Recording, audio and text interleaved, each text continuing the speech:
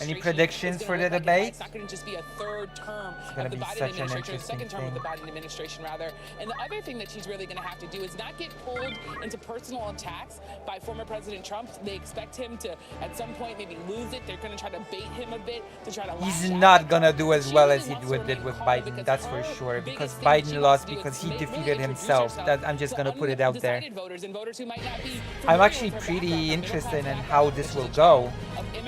How she will tackle his nonsense and lies. Will she point them out? I'd really like to see her point out his lies. I'd really like to maybe even lean in a bit on his criminality. The fact that he has been charged and sort of convicted. You've heard the former president say time and again that he does not do traditional. Like, I don't know, lean into the district attorney thing. That could be pretty interesting. A rap battle. Extensive policy sessions. And anyone else? Any two things tonight. Two things that his campaign wants him to do. Number one, tie Vice President Harris to President Biden. Make her own what's going on with the economy, what's going on with immigration. And number two, remind voters some of the positions she took back in 2020 when she was running for president that was left of center. Try to paint her as simply too liberal for those moderate swing voters in places like the suburbs of Philadelphia. Of course, that is the plan. That is what the campaign wants. But it's all going to be about the execution in the moment, especially if Harris tries to. Her positions from 2020 are irrelevant, by the way. It was 4 years ago. Like a million years ago. Nobody cares. This campaign as the prosecutor, going against Donald Trump. Are there limits to that in this format, do you think, of coming off in a prosecutorial? I'm certainly interested in how this one goes. Like the debate, the Biden one was a disaster, so... Specific but not too specific. She's got to tell the story of how a Harris administration would differ from a Biden administration. That word we keep using, change. How would she change things right now? Does she acknowledge to It would be very... That's a very interesting topic because a lot of people claim that she will inherit a lot of the administration from Biden. That a lot of her president's sort of cabinet will be inherited from Biden. That she'll not make, in many cases, radical changes to her cabinet. For some changes in her own positions. Of course, she ran for president in 2020. She came across and positioned herself as a much more progressive type of candidate. Now she's really moving to the middle here in a general election. Crowded primary, right back in 2019, 2020. She has moved away from that on issues like, for example, mandated gun buybacks for automatic rifles, something that she no longer supports. Fracking, for example, something that she has changed her position on as well. You look at Medicare for All, a position that she's back. Fracking is actually very bad for the environment. After some of these issues, and I'll tell you, to bring it back to the voters, that panel with Kate Snow is super interesting. The economy came up again and again, and even though this summer, for the first time, inflation dipped below 3% for the first time since March of 2021, people don't feel great about it right now. So how does Vice President Harris address that moving forward? Let me briefly go there and talk about his physical performance. It's been noted by many that the former president has tended to be more rambling, disjointed in many of his answers at a time that we were focusing on. And you know what? This is now something that can be levied against Trump. Trump is rambling, Trump is old, Trump says a lot of nonsense. He's just been given a pass because Biden was perceived as worse. That'll not be the case with Kamala Harris. That'll just not happen with Kamala Harris. This will be the first time these candidates have met in person, and it's happening on a debate stage. So if Trump is not careful, he himself might become the old man of the debate. Yes, it has, and we have a few moments until the debate starts. We will join it. ABC News is broadcasting it, but we will simulcast it right here in its entirety. We'll see. It's taking place at the National Constitution Center in Philadelphia. And like June's debate, there will be no audience tonight. The candidates' microphones will be muted while the other one is talking. Each candidate will get 2 minutes for answers. There will be closing statements, but no opening statements. So we no opening statements. Interesting. Early in this as they stake out their positions, and we get a sense of where all this is going. And the mics are muted when the other is talking. So let's take you to Philadelphia now. And the first what do you think of the rules? 2024. Yep. Good evening, I'm David Buren. Thank you for joining us for tonight's ABC which News I Presidential honestly Debate. We don't wanna welcome see viewers her watching on doing. ABC and Like, around I the world honestly tonight. don't see her Vice shooting President herself in the Kamala foot, Harris and but President you know, Donald Trump are just I've not moments seen away any from of her taking the debates, stage so in this I unprecedented honestly race don't for know president. what her And I'm style Lindsay is Davis. Tonight's meeting could when be the debating. most consequential Giving of fiery their speeches campaign. is a bit of a Election day different now skill less from than 2 debating, months so away. we'll For see. Vice President Kamala Harris, this is her first debate since President Biden withdrew from the race on July 21st. Of course, that decision followed his debate against President Donald Trump in June. Since then, this race has Believe it taken or on not, an entirely new dynamic. my father actually Brings us to took the part rules of in tonight's public debate. 90 debates on minutes with 2 television. commercial breaks. No topics or questions have I've been shared observed with the his campaigns. debates as a The kid. candidates will have 2 minutes to answer questions, and this is the clock. That's what they'll be seeing. 2 minutes for rebuttals and 1 minute for follow-ups, clarifications, or responses. Their microphones will only be I turned think on a when lot it's of their turn to patience speak. No pre-written and notes not allowed. getting baited There is into no being audience here angry tonight in this hall at the is the National thing that Constitution will Center. that This is would an set intimate Trump setting for off. two candidates who have never met. President Trump won the coin toss. It's a He very chose to give effective the final closing statement of the evening. Vice President Harris stratagem led against the people like him. So let's now welcome the candidates to the stage. Vice President Kamala Harris and President Donald Trump. Can you hear the thing? Can you hear the NBC News thing? Right. Kamala Harris. Accept the debate. Thank you. Welcome to you both. It's wonderful to have you. It's an All honor right. to have you both here tonight. Good evening. We are looking forward to a spirited and thoughtful debate. So let's get started. All I right. want to begin tonight with the issue that voters repeatedly say is their number one issue, and that is the economy and the cost of living in this country. Okay. Vice President Harris, you and President Trump were elected 4 years ago, and your opponent on the stage here tonight often asks his supporters, are you better off than you were 4 years ago? When it comes to the economy, do you believe Americans are better off than they were 4 years ago? So I was raised as a middle-class kid, and I am actually the only person on this stage who has a plan that is Listen, about- I'm gonna be pausing. We don't have to watch this in super real life, right? I think it makes sense if you want to have any sort of analysis to pause the video and just take it in as it goes. I believe that she actually has a big advantage here over Trump because she actually does come from humble beginnings. She actually sort of knows what it is, how it is to struggle. She was affected by many of these things that many regular people have to face. And Trump was basically, as far as I know, born with a silver spoon. His parents were super rich. His father gave him like a big start in business. So it is, in my opinion, actually harder for him to relate, especially since the biggest breaks that has been giving to anybody was to billionaires, tax breaks to the billionaire class. So we'll see. I think she has an advantage here, debate-wise, with her whole background. lifting up the middle class and working people of America. I believe in the ambition, the aspirations, the dreams of the American people. And that is why I imagine and have actually a plan to build what I call an opportunity economy. Because here's the thing. We know that we have a shortage of homes and housing. And the cost of housing is... Also, I don't think I need to say this, but this is already leagues above what we've witnessed during the Biden debate. This is already leagues and bounds above what we've had in the Biden debate when it comes to the the fluency of the answers. We'll see what Trump's response will be. I expect Trump not to really say anything of substance himself. I expect him to try to attack what she's saying now. I'm calling it now. He's gonna try to attack everything that she is saying instead of contributing anything of his own. But we'll see. That is my expectation of this debate. He'll not try to say anything of substance, or he will not talk about any policies of his own. He will just attack and attack and attack what she is saying. Maybe I'm off, maybe I'm totally off base, but we'll see.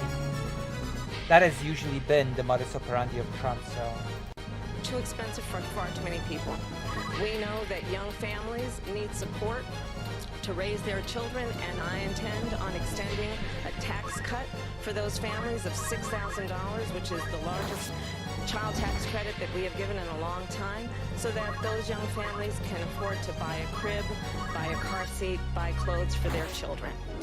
My passion, one of them, is small businesses. My mother raised my sister and me, but there was a woman who helped raise us. We call her our second mother. She was a small business owner. I love our small businesses. My plan is to give a $50,000 tax deduction to start up small businesses, knowing they are part of the backbone of America's economy. My opponent, on the other hand, his plan is to do what he has done before, which is to provide a tax cut. Tax cuts for the billionaires, which is what, funny enough, I just said. That all that Trump does is tax cuts for the billionaire class. His class, because that is his background. Taking care of his own. What do you know? Well, it happens, right? Class solidarity, we call it.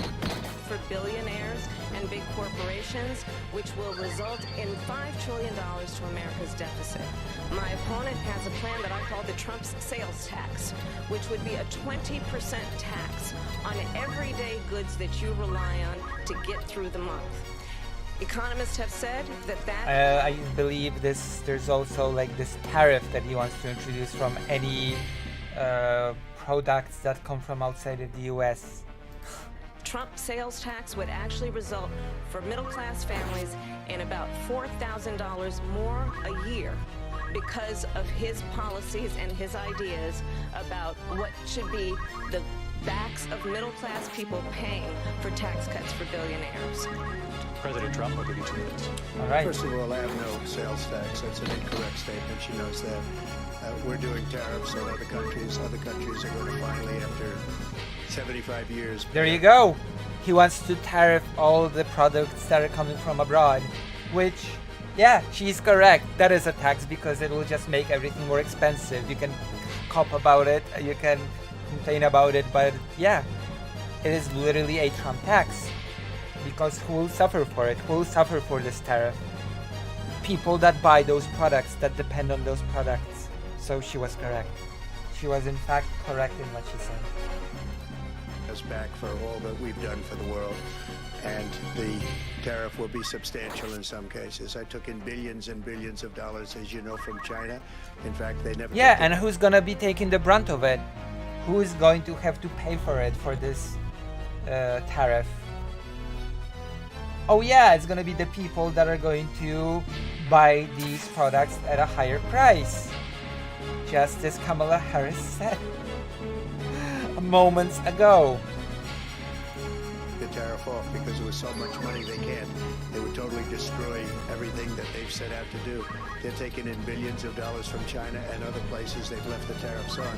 When I had it, I had tariffs and yet I had no inflation. Look, we've had a terrible economy because inflation which is really known as a country buster. It breaks up countries. We have inflation like very few people have ever seen before. Probably the worst in our nation's history. We were at 21%, but that's being generous because many things are 50, 60, 70, and 80% higher. What you don't want is hyperinflation, not inflation. Inflation is in a whatever. Than they were just a few years ago. This has been a disaster for people, for the middle class, but for every class. On top of that, we have millions of people pouring into our country from prisons and jails, from mental institutions. That this, of course he's gonna lean on the border topic. All those killers and sexual deviants coming from the border, of course. He's gonna say that Kamala Harris opened the borders wide open. And insane asylums, and they're coming in and they're taking jobs that are occupied right now by African Americans and Hispanics, and also unions. Unions are going to be affected very soon. And you see what's happening. You see what's happening with towns throughout the United States. You look at Springfield, Ohio. You look at Aurora in Colorado.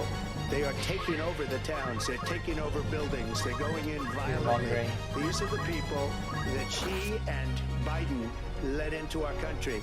And I told you, nothing of substance, only attacking the other person's positions and acts.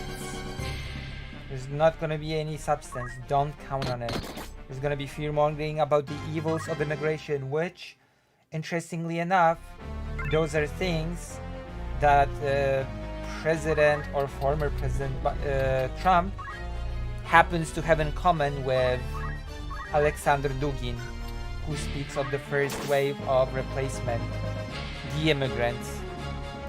Destroying our country. They're dangerous. They're at the highest level of criminality, and we have to get them out. We have to get them out fast. Also, according to data, that's actually not true. Unless the data has radically shifted. As far as I understand, first generation immigrants are actually very low on committing crime, as far as I remember.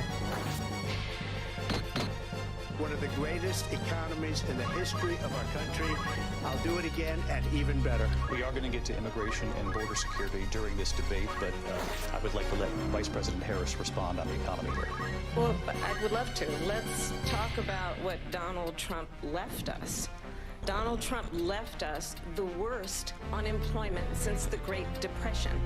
Donald Trump left us the worst public health epidemic in a century. Donald Trump left us the worst attack on our democracy since the Civil War. Oof, January 6th has been mentioned. Yes. Already this is far better than the Biden one. Already I can see that this is going to go not as easy for Mr. Donald as it went last time. Okay, good. Thank you.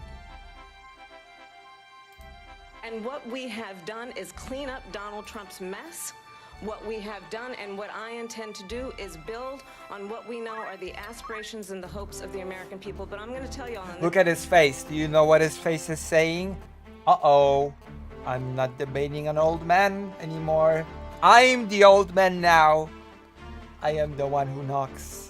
This debate tonight, you're going to hear from the same old tired playbook, a bunch of lies, grievances, and name-calling. What you're going to hear tonight is a detailed and dangerous plan called Project 2025 that the former president intends on implementing if he were elected again. I believe very strongly that the American people want a president who understands the importance of bringing us together, knowing we have so much more in common than what separates us, and I pledge to you to be a president for all Americans. President Trump will give you a minute here to respond. Number one, I have nothing to do, as you know, and as she knows better than anyone, I have nothing to do with Project 2025. That's out there. I haven't read it. I don't want to read it purposely. I'm not going to read it. This was a group of people that got together. They came up with some ideas, I guess some good, some bad, but it makes no difference. I have nothing to do. Everybody knows I'm an open book. Everybody knows what I'm going to do. Cut taxes very substantial. This is such bullshit. And he knows it, but he has to distance himself from it because it's so horrible. It's so indefensible. He has to scramble to distance himself from it, of course. Naturally, he has to do it. But he looks so bad while he does it. And create a great economy like I did before. We had the greatest economy. We got hit with a pandemic. And the pandemic was not since 1917, where 100 million people died, has there been anything like it. We did a phenomenal job with the pandemic. We handed them over a country where the economy and where the stock market was higher than it was before the pandemic came in. Nobody's ever seen anything like it. We made ventilators for the entire world. We got gowns, we got masks. So basically, it's gonna be just rambling like how anything Trump has done has been best since anything that has ever been done before. Like, it's very predictable and it's very easy to attack. Like, she attacked him on the Project 2025. And of course, he has not addressed the, the job crisis at all. He has not addressed the unemployment argument at all. He's actually not tackling any arguments, which is predictable. We did things that nobody thought possible. And people give me credit for rebuilding the military. They give me credit for a lot of things, but not enough credit for the great job we did with the pandemic. But the only jobs they got were... Wait, hold on. Rebuilding the military? Was the military in shambles before 2016? Was the U.S. military non-existent before Trump came in and rebuilt it. Oh wait, no, the US had the strongest military in the world, never mind. And that is a stupid thing to say. Rebuilt the military. Unless I'm wrong, I'm not American. You know, I'm out of touch. Maybe the US military was just a shadow of itself before Trump took office and he rebuilt it. These were jobs bounced back, and it bounced back and it went to their benefit, but I was the one that created them. They know it, and so does everybody else. Vice President Harris, I'll let you respond. So, Donald Trump has no plan for you. And when you look at his economic plan, it's all about tax breaks for the richest people. I am offering what I describe as an opportunity economy, and the best economists in our country, if not the world, have reviewed our relative plans for the future of America. There you what go. Goldman Sachs has said is that It's very good, very good. Pointing out how he basically just says a lot of nothing and proposes a specific plan on her side. Donald Trump's plan would make the economy worse. Mine would strengthen the economy. What the Wharton School has said is Donald Trump's plan would actually explode the deficit. 16 Nobel laureates have described his economic plan as something that would increase inflation and by the middle of next year would invite a recession. You just have to look at where we are and where we stand on the issues. And I'd invite you to know that Donald Trump actually has no plan for you because he is more interested in defending himself than he is in looking out for you. True. It's just a soundbite. I gave her that to say. Look, I went to the Wharton School of Finance, and many of those professors, the top professors, think my plan is a brilliant... I just want to point a little factoid that Trump, the great businessman, is most known for his bankruptcies. Let that sink in when it comes to his business sense. Also, let me point out something different altogether. A country is not a business.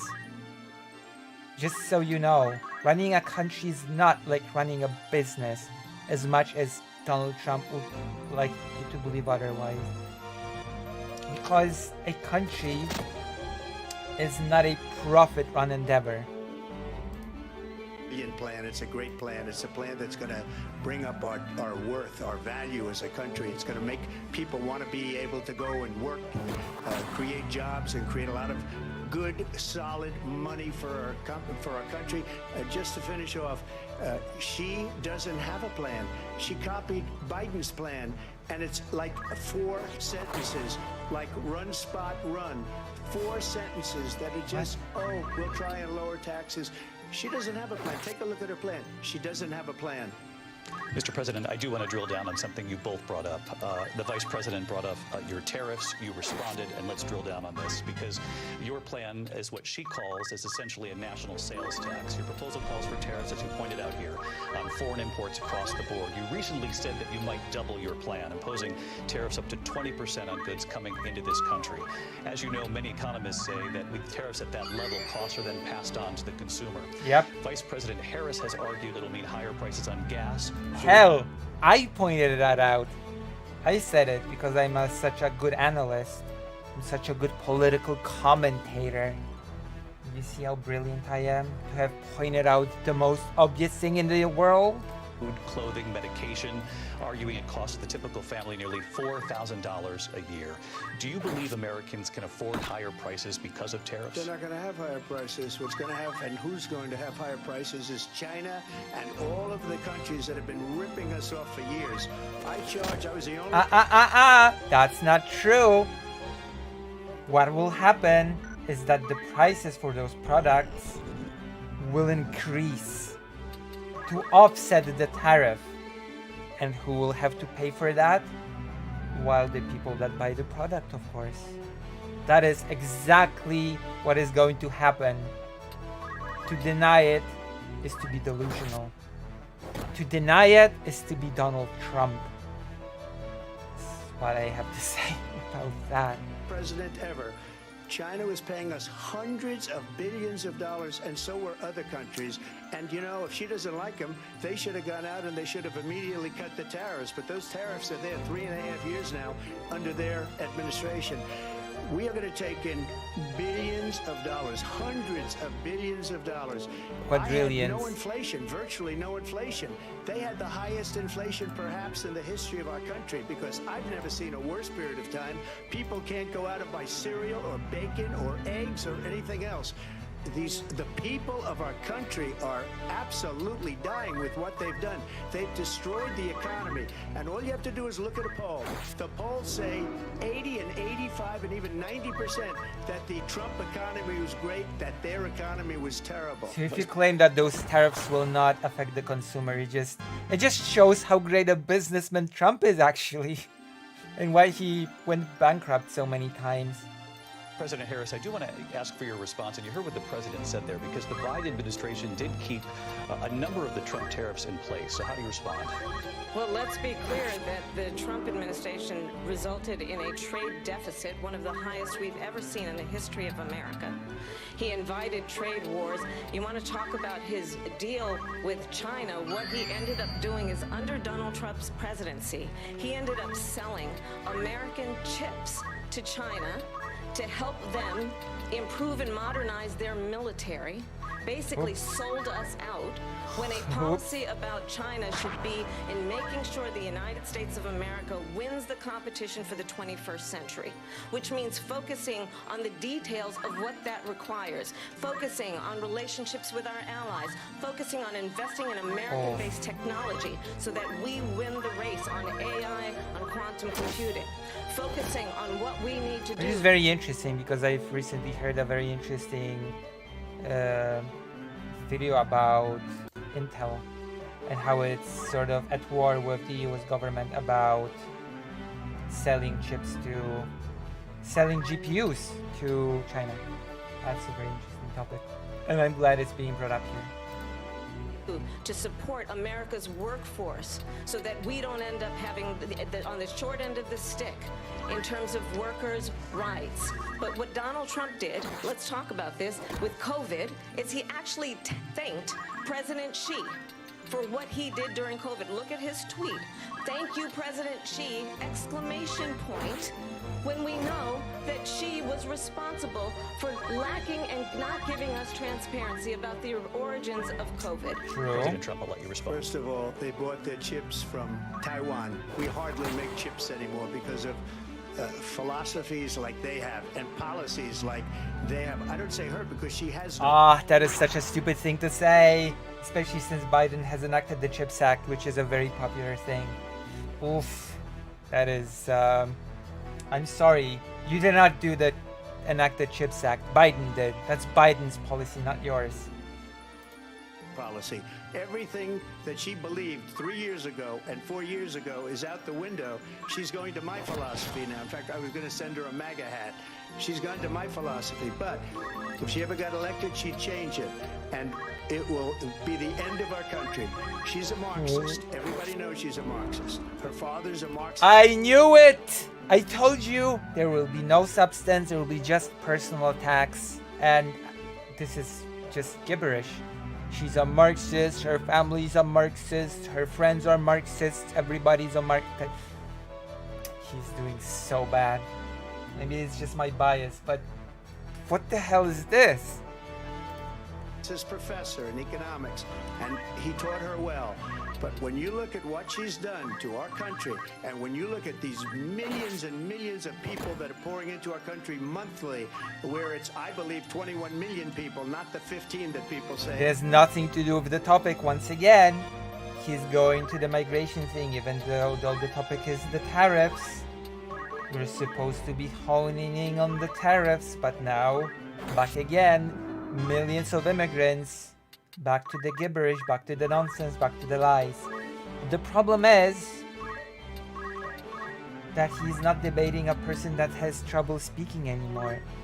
So it's probably not going to work as well as in the first debate that he had with Biden. And I think it's a lot higher than the 21. That's bigger than New York State pouring in. And just look at what they're doing to our country. They're criminals. Many of these people coming in are criminals. And that's bad for our economy, too. You know, you mentioned before, we'll talk about immigration later. Well, bad immigration is the worst thing that can happen to our economy. Notice how much he is avoiding the topic of the tariffs, the actual topic that they're supposed to be discussing now. Running away as fast as he can to immigration, because he just cannot address the things that are being talked about now. He just cannot, because he has nothing. To try to deny that the consumer will get the brunt of the cost of this tariff is just silly, stupid. They have, and she has, destroyed our country with policy that's insane. Almost policy that you'd say they have to hate our country. President Trump, thank you. Lindsay? I want to turn to the issue of abortion. President Trump, you've often touted that you were able to kill Roe v. Wade. Last year, you said that you were proud to be the most pro-life president in American history. Then last month, you said that your administration would be great for women and their reproductive rights. In your home state of Florida, you surprised many with regard to your 6-week abortion ban, because you initially had said that it was too short. And you said, quote, I'm going to be voting that we need more than 6 weeks. But then the very next day, you reversed course and said you would vote to support the 6-week ban. Vice President Harris says that women shouldn't trust you on the issue of abortion. Yeah, because they shouldn't. He'll push whatever he thinks will get him popularity, because he doesn't care about women. He doesn't care about reproductive rights. He only cares about one thing. Number one thing. About himself. He only cares about the number one guy. So he'll push whatever he thinks will get him the more power and influence. So yeah, of course, he should not be trusted on this at all.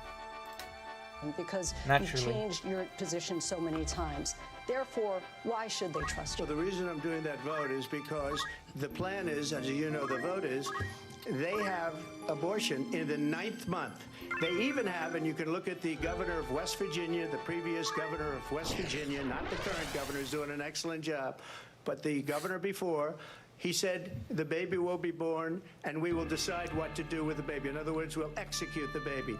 And that's why I did that, because that predominates, because they're radical. The Democrats are radical in that. Radical and Marxists. Her vice presidential pick, which I think was a horrible pick, by the way, for our country, because he is really out of it.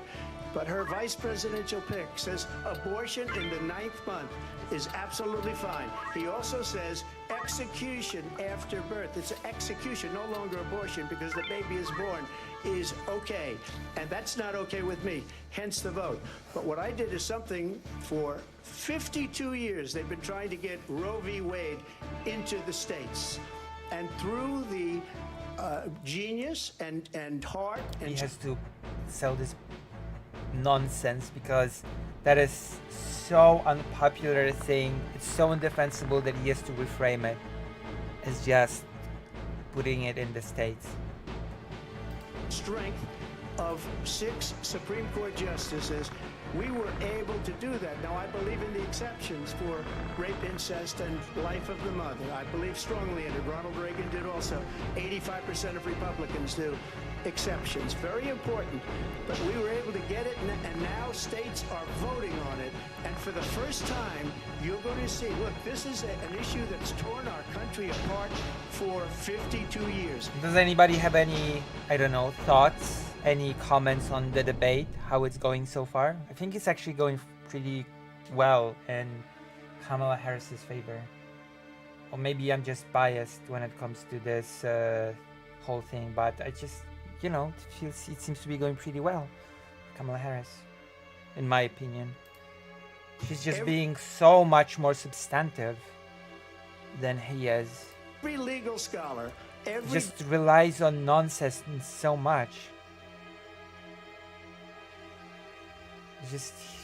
He relies on those nonsensical slogans so much, thinking that they will carry him just as they did in the first debate. But the problem is that in the first debate, Biden defeated himself basically with his perceived performance. But I just don't see it happening here tonight. Democrat, every Republican, liberal, conservative, they all wanted this issue. He called her a Marxist, for God's sake. And that's what happened. And now, Ohio, the vote was somewhat liberal. Kansas, the vote was somewhat liberal, much more liberal than people would have thought. But each individual state is voting. It's the vote of the people now. It's not tied up in the federal government. I did a great service in doing it. It took courage to do it. And the Supreme Court had great courage in doing it. And I give tremendous credit to those 6 justices. There is no state in this country where it is legal to kill a baby after it's born. Madam Vice President, I want to get your response to President Trump. Well, as I said, you're going to hear a bunch of lies. Already fact-checked. Already fact-checked on the spot. On the spot. I'm loving it. I'm loving the fact that he's just being fact-checked on the spot. And he just cannot get away with non-stop lying. As, of course, he lied. Every couple of seconds he lied during the first debate with Biden. And I love how she just points it out. That should have been pointed out in the... you know. And that's not actually a surprising fact. Let's understand how we got here. Donald Trump hand-selected 3 members of the United States Supreme Court with the intention that they would undo the protections of Roe v. Wade. And they did exactly as he intended. And now in over 20 states, there are Trump abortion bans, which make it criminal for a doctor or nurse to provide health care. In one state, it provides prison for life. Trump abortion bans that make no exception even for rape and incest, which understand what that means. A survivor of a crime of violation to their body does not have the right to make a decision about what happens to their body next. That is immoral. And one does not have to abandon their faith. A similar problem sort of happened in Poland, so I can understand the sentiment of doctors facing criminal charges for conducting a abortion of sort of conducting an abortion under even most reasonable circumstances, like when the fetus is damaged to the point where it endangers the woman's life. It happened quite a few times in Poland that the doctors were so afraid of doing the abortion, that women just died afraid in the hospital, begging for their life. I assume these sort of things happen in these states as well, where women go to the hospitals, fearing for their lives, expecting the doctors to help them only to die because the doctors are just too afraid to go to jail. Held beliefs to agree. The government, and Donald Trump certainly, should not be telling a woman what to do with her body. I have talked with women around our country. You want to talk about this is what people wanted? Pregnant women who want to carry a pregnancy to term, suffering from a miscarriage, being denied care in an emergency room because the healthcare providers are afraid they might go to jail, and she's bleeding. There you go. I say things that Kamala is about to say. Kamala is about to say before she even says it, because it's the most obvious thing in the world. In a car in the parking lot? She didn't want that. Her husband didn't want that. A 12 or 13-year-old survivor of incest being forced to carry a pregnancy to term? They don't want that. And I pledge to you, when Congress passes a bill to put back in place the protections of Roe v. Wade, as President of the United States, I will proudly sign it into law. But understand, if Donald Trump were to be reelected, he will sign a national abortion ban. Understand, in his Project 2025, there would be a national abortion, a monitor that would be monitoring your pregnancies, your miscarriages. I think the American people believe that certain freedoms, in particular the freedom to make decisions about one's own body, should not be made by the government. Thank you, Vice President Harris. Well, there she goes again. It's a lie. I'm not signing a ban, and there's no reason to sign a ban, because we've gotten what everybody wanted. Democrats, Republicans, and everybody else, and every legal scholar wanted it to be brought back into the states, and the states are voting. And it may take a little time, But for 52 years, this issue has torn our country apart, and they've wanted it back in the states. And I did something that nobody thought was possible. The states are now voting. What she says is an absolute lie. And as far as the abortion ban, no, I'm not in favor of abortion ban, but it doesn't matter because this issue has now been taken over by the states. Would you veto a national abortion ban if it Well, I won't have to because, again, two things. Number one, she said He didn't say no. He did not answer the question with a yes or no. He avoided the question because yes, he wants to ban abortion. That's first of all. Second of all, under this whole, it went to the states, he just conveniently avoids the inconvenient fact that in states that are Republican controlled, the exact ban that he wants is being implemented, as was listed by Kamala Harris. How people go to jail, how doctors are afraid to go to jail, how absolute bans are being imposed even on victims of assault. Trump did not answer to any of that, you will notice. He avoided answering to any of that. He just said, she lies, that's a lie. I don't want a ban. Would I condemn a nationwide ban? I won't have to, so no answer. Just notice. she'll go back to Congress. She'll never get the vote. It's impossible for her to get the vote, especially now with the 50-50, essentially 50-50 in both Senate and the House. She's not going to get the vote. She can't get the vote. She won't even come close to it. So it's just talk. You know what it reminds me of when they said they're going to get student loans terminated, and it ended up being a total catastrophe. The student loans, and then her, I think probably her boss, if you call him a boss, he spends all his time on the beach. But look, her boss went out and said, we'll do it again. We'll do it a different way. And he went out, got rejected again by the Supreme Court. So all these students got taunted. The Supreme Court is stacked by Trump loyalists. Just with this whole thing about this whole idea. And how unfair that would have been, part of the reason they lost, to the millions and millions of people that had to pay off their student loans. They didn't get it for free. But they were saying it's the same way. I love this mentality of, because people from earlier generations had it bad, they had to pay off a horrible debt, then why should the younger generations not have that crippling debt?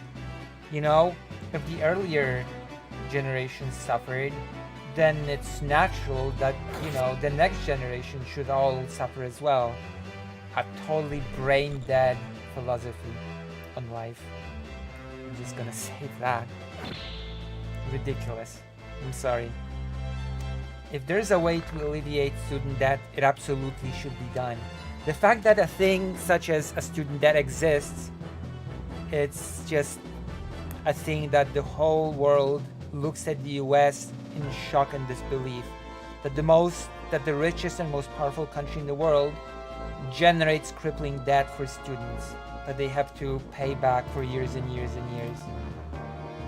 That should not be a student debt should not be a thing. It should not exist as a concept. That they talked about that they talk about abortion. But if I could just get a yes or no, because your running mate, J.D. Vance, has said that you would veto it if it did come to your desk. Well, I didn't discuss it with J.D. in all fairness. J.D., and I don't mind if he has a certain view, but I think he was speaking for me, but I really didn't. Look, we don't have to discuss it. Well, you should. You're an old man. There's a probability that you won't make it to the end of your term. And then guess what? JD becomes the president. So yeah, you should be discussing these things with him. What a stupid thing to say. Oh my gosh. Because she'd never be able to get it, just like she couldn't get student loans. They couldn't get student loans. They didn't even come close to getting student loans. They taunted young people and a lot of other people that had loans. they can never get this approved. So it doesn't matter what she says about going to Congress. Well, wonderful, let's go to Congress, do it. But the fact is that for years they wanted to get it out of Congress and out of the federal government. And we did something that everybody said couldn't be done. And now you have a vote of the people on abortion. Vice President Harris, I want to give you your time to respond, but I do want to ask, would you support any restrictions on a woman's right to an abortion? I absolutely support reinstating the protections of Roe v. Wade, and as you rightly mentioned, nowhere in America is a woman carrying a pregnancy to term and asking for an abortion. That is not happening. It's insulting to the women of America. And understand what has been happening under Donald Trump's abortion bans. Couples who pray and dream of having a family are being denied IVF treatments. What is happening in our country? Working people, working women who are working 1 or 2 jobs, who can barely afford childcare as it is, have to travel to another state to get on a plane sitting next to strangers, to go and get the health care she needs. Barely can afford to do it, and what you are putting her through is unconscionable. And the people of America have not, the majority of Americans believe in a woman's right to make decisions about her own body, and that is why in every state where this issue has been on the ballot, in red and blue states both, the people of America have voted for freedom. Vice President Harris. Excuse me, I have to respond. Another lie. It's another lie. I have been a leader on IVF, which is fertilization. The IVF, I have been a leader. In fact, when they got a very negative decision on IVF from the Alabama courts, I saw the people of Alabama and the legislature 2 days later voted it in. I've been a leader on it. They know that, and everybody else knows it. I have been a leader on fertilization, IVF.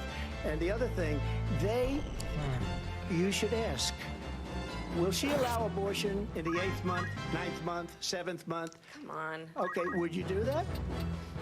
Why don't you ask her that Why question? don't you answer That's the question? problem. Would you Because veto? under Roe v. Answer the Wade, question. you Would you could, veto? you could do abortions in the 7th month, the 8th month, the 9th month, not true. and probably after birth. Just look at After the birth, governor, probably the after governor birth. of Virginia. The governor of Virginia said we put the baby aside and then we determine what we want to do with the baby. President Trump, thank you. We're going to turn now to immigration and border security. And it's very interesting that this talking point has been debunked in real time, and he just returned to it. He just circled back to it. He just circled back to the whole babies are being killed after birth, because he has nothing. Even though one of the people asking questions went, well, no, that's not happening in any state. No, it's an issue that's important to Republicans, Democrats, voters across the board in this country. Vice President Harris, you were tasked by President Biden with getting to the root causes of migration from Central America. We know that illegal border crossings reached a record high in the Biden administration. This past June, President Biden imposed tough new asylum restrictions. We know the numbers since then have dropped significantly. But my question to you tonight is, why did the administration wait until 6 months before the election to act? And would you have done anything differently from President Biden on this? So I'm the only person on this stage who has prosecuted transnational criminal organizations for the trafficking of guns, drugs, and human beings. And let me say that the United States Congress, including some of the most conservative members of the United States Senate, came up with a border security bill, which I supported. And that bill would have put 1,500 more border agents on the border to help those folks who are working there right now overtime, trying to do their job. It would have allowed us to stem the flow of fentanyl coming into the United States. True. I know there are so many families watching tonight who have been personally affected. And that bill included funding equipment to scan for fentanyl. And that was brought. The surge of fentanyl in our country. That bill would have put more resources to allow us to prosecute transnational criminal organizations for trafficking in guns, drugs, and human beings. But you know what happened to that bill? Donald Trump got on the phone, called up some folks in Congress and said, kill the bill. And you know why? Because he'd prefer to run on a problem instead of fixing a problem. And understand, this comes at a time... And it also caused the continuation of blocking aid to Ukraine, which which is also a really important point to drill on. Where the people of our country actually need a leader who engages in solutions, who actually addresses the problems at hand. But what we have in the former president is someone who would prefer to run on a problem instead of fixing a problem. And I'll tell you something, he's going to talk about immigration a lot tonight, even when it's not the subject that is being raised. True. And I'm going to actually do something really... He already has done that several times in this debate. So it's great that it's being pointed out. I love that. Unusual, and I'm going to invite you to attend one of Donald Trump's rallies because it's a really interesting thing to watch. You will see during the course of his rallies, he talks about fictional characters like Hannibal Lecter. He will talk about windmills cause cancer. And what you will also notice is that people start leaving his rallies early out of exhaustion and boredom. And I will tell you, the one thing you will not hear him talk about She's doing is far you. better than Biden. You will not far, hear him far talk better, about your better. needs, your dreams, and your desires.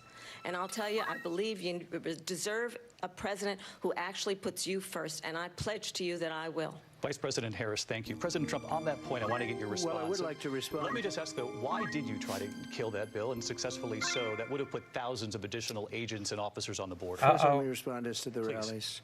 She said people start leaving. People don't go to her rallies. There's no reason to go. And the people that do go, she's bussing them in and paying them to be there.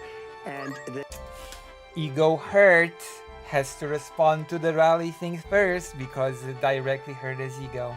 Ouch. and showing them in a different light. So she can't talk about that. People don't leave my rallies. We have the biggest rallies, the most incredible rallies in the history of politics. That's because people want to take their country back. Our country is... Come on! Biggest rallies in the history of politics? Come on, dog. Can you provide any data to support your claim? Source? being lost. We're a failing nation. And it happened 3.5 years ago. And what's going on here, you're going to end up in World War III, just to go into another subject. What they have done to our country... Yeah, of course you have to jump from subject to subject like a grasshopper. Because you cannot say anything of substance if you stay on a single subject. You got nothing. Oh my god, World War III. We're there now. Allowing these millions and millions of people to come into our country, and look at what's happening to the towns all over the United States. And a lot of towns don't want to talk. Wait, hold on. Immigrants will cause World War III? All over millions of subjects.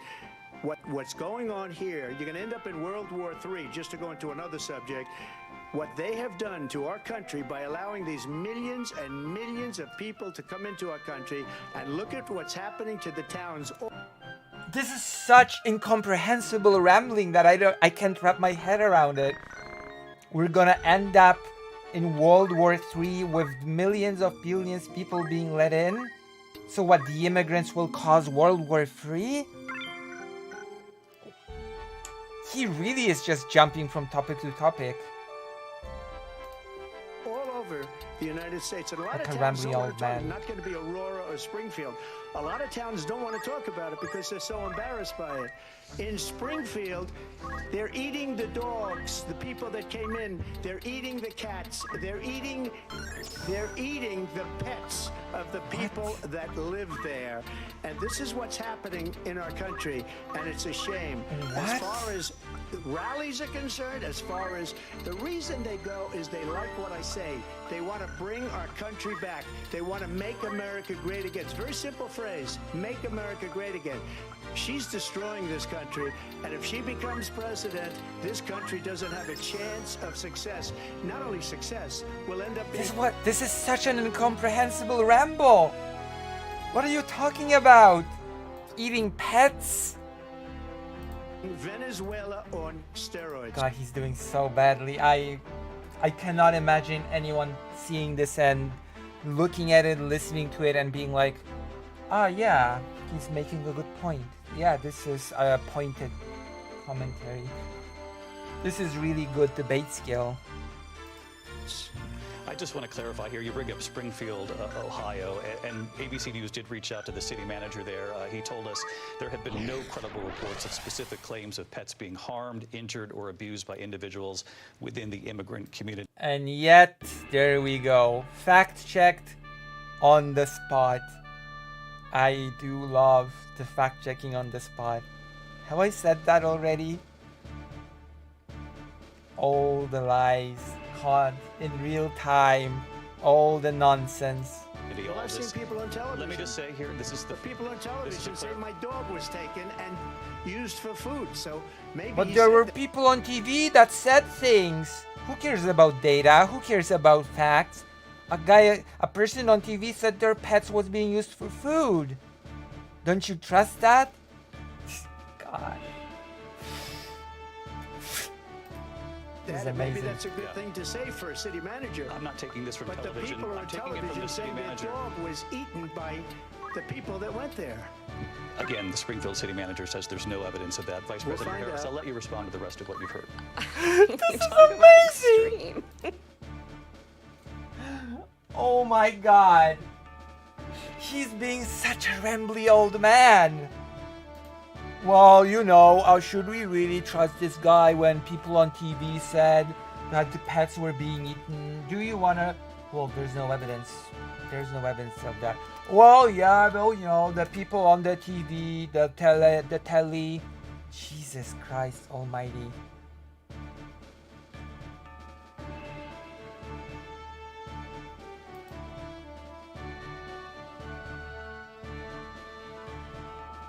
Jesus Christ Almighty.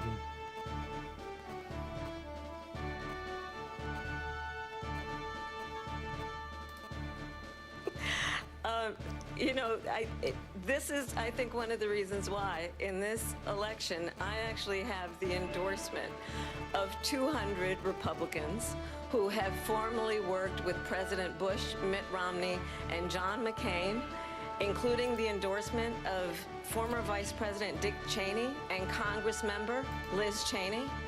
And if you want to really know the inside track on who the former president is, if he didn't make it clear already, just ask people who have worked with him.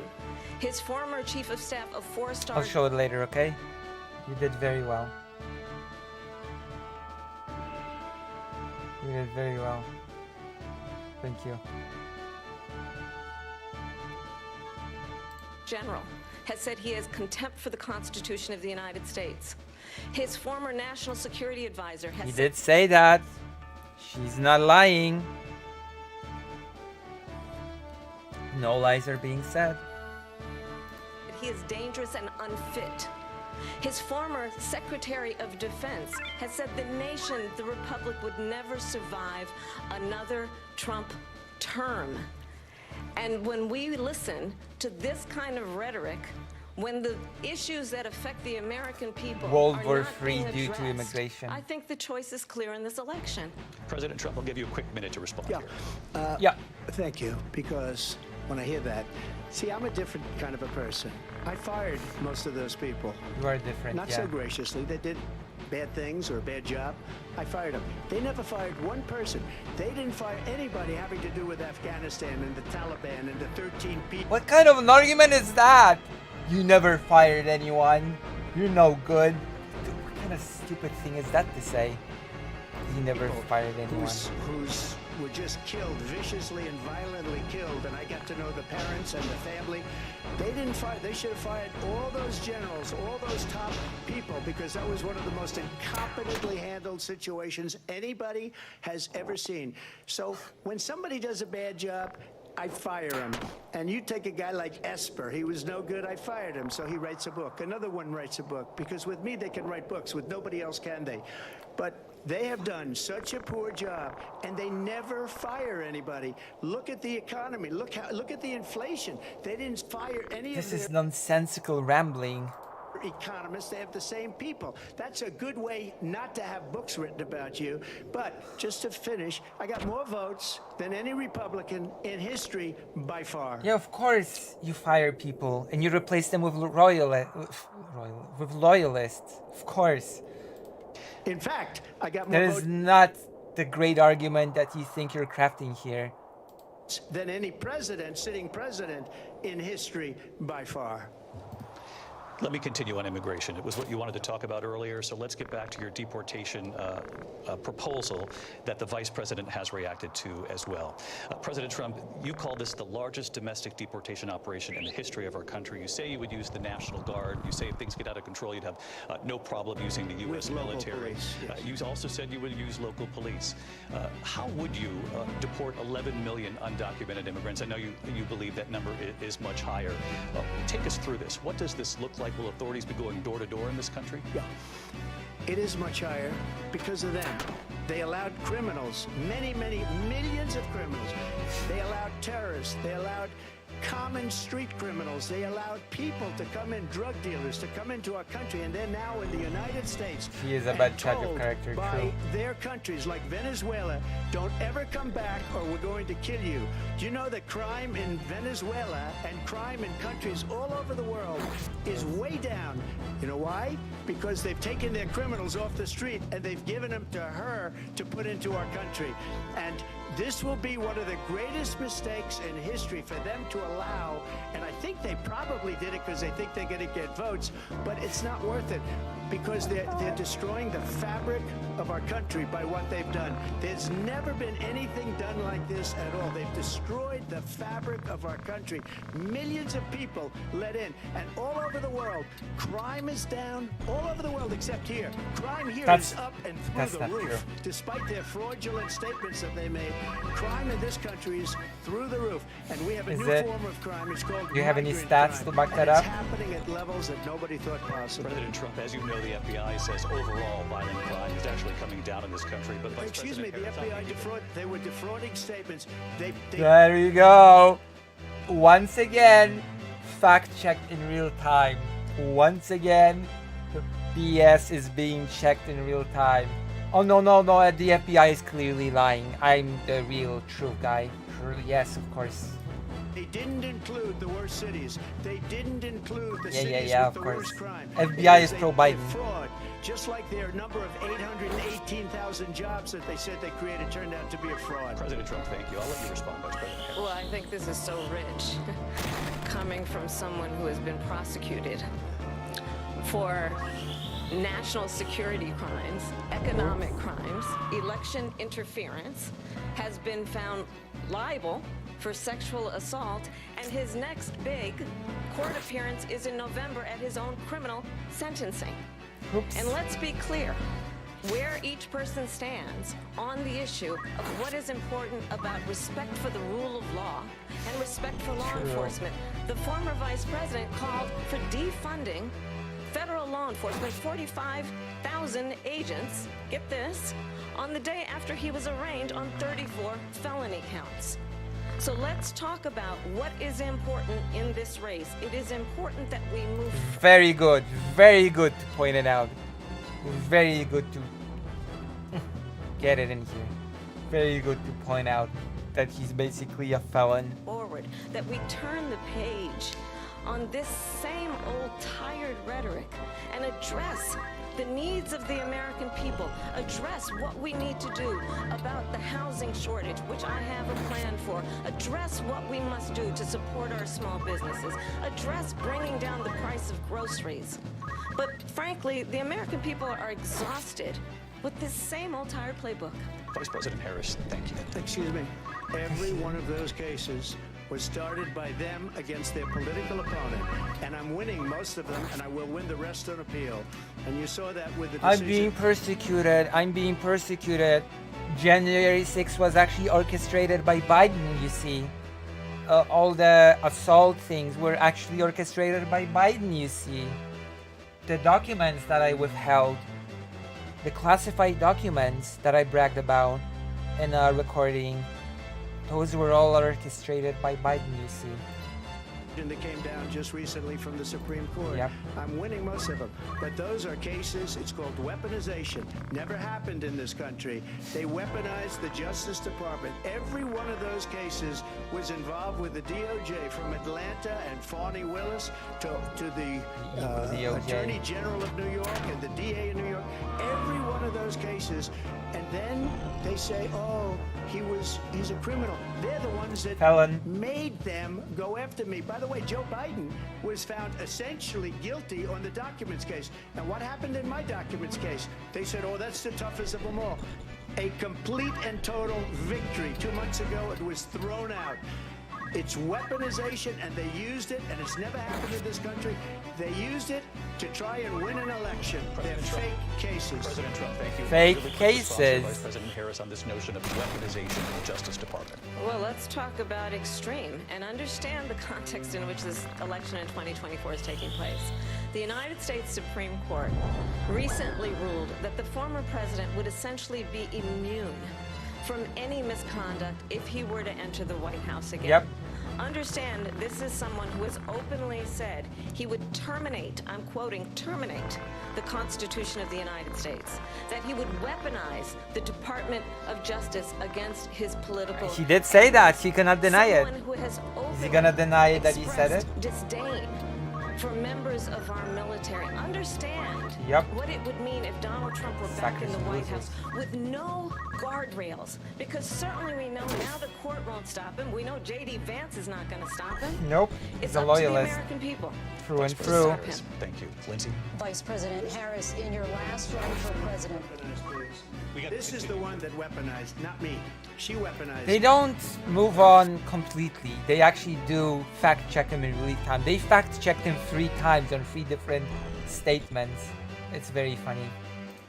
I probably took a bullet to the head because of the things that they say about me. They talk What? about democracy. I'm a threat to democracy. Well, you They're are. the threat to democracy with a fake Russia investigation We do have a lot to that get. went nowhere. We have a lot to get to. Lindsay? Vice President Harris, in your last run for Nobody president, mentioned you said Russia you in wanted this to debate ban once. fracking. Now you don't. You wanted mandatory government buyback programs for assault weapons. Now your campaign says you don't. You supported decriminalizing border crossings. Now you're taking a harder line. I know you say that your values have not changed. So then why have so many of your policy positions changed? So my values have not changed, and I'm going to discuss every one of the, at least every point that you've made. But in particular, let's talk about fracking because we're here in Pennsylvania. I made that very clear in 2020. I will not ban fracking. I have not banned fracking as Vice President of the United States, and in fact, That's I not was the necessarily tie-breaking vote on the Inflation Reduction Act, which opened new leases for fracking. My position is that we have got to invest in diverse sources of energy so we reduce our reliance on foreign oil. We have had the largest increase in domestic oil production in history because of an approach that recognizes that we cannot over-rely on foreign oil. As it relates to my values, let me tell you, I grew up a middle-class kid raised by a hardworking mother Not Trump. who worked and saved and was able to buy our first home when I was a teenager.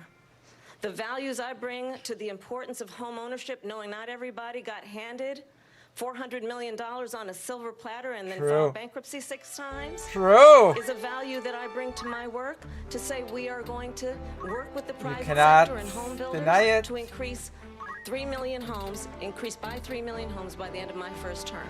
My work that is related to having a friend when I was in high school who was sexually assaulted by her stepfather. And my focus then on protecting women and children from violent crime is based on a value that is deeply grounded in the importance of standing up for those who are most vulnerable. My work that is about protecting Social Security and Medicare is based on long-standing work that I have done, protecting seniors from scams. My values have not changed. And what is important is that there is a president who actually brings values and a perspective that is about lifting people up and not beating people down Uh-oh. and name calling. The true measure of the leader is the leader who actually understands that strength is not in beating people down, it's in lifting people up. I intend to be that president. President Trump, your Well, first of response? all, I wasn't given $400 million. I wish I was. My father was a Brooklyn builder, Brooklyn, Queens, and a great father, and I learned a lot from him. But I was given a fraction of that, a tiny fraction, and I built it into Oh my god! What an idiot! Oh my god, he's such an idiot. Are you for real? Holy crap! She said for 400 million. I was given only a fraction of that, which is still millions. A fraction of 400 million is still in the millions.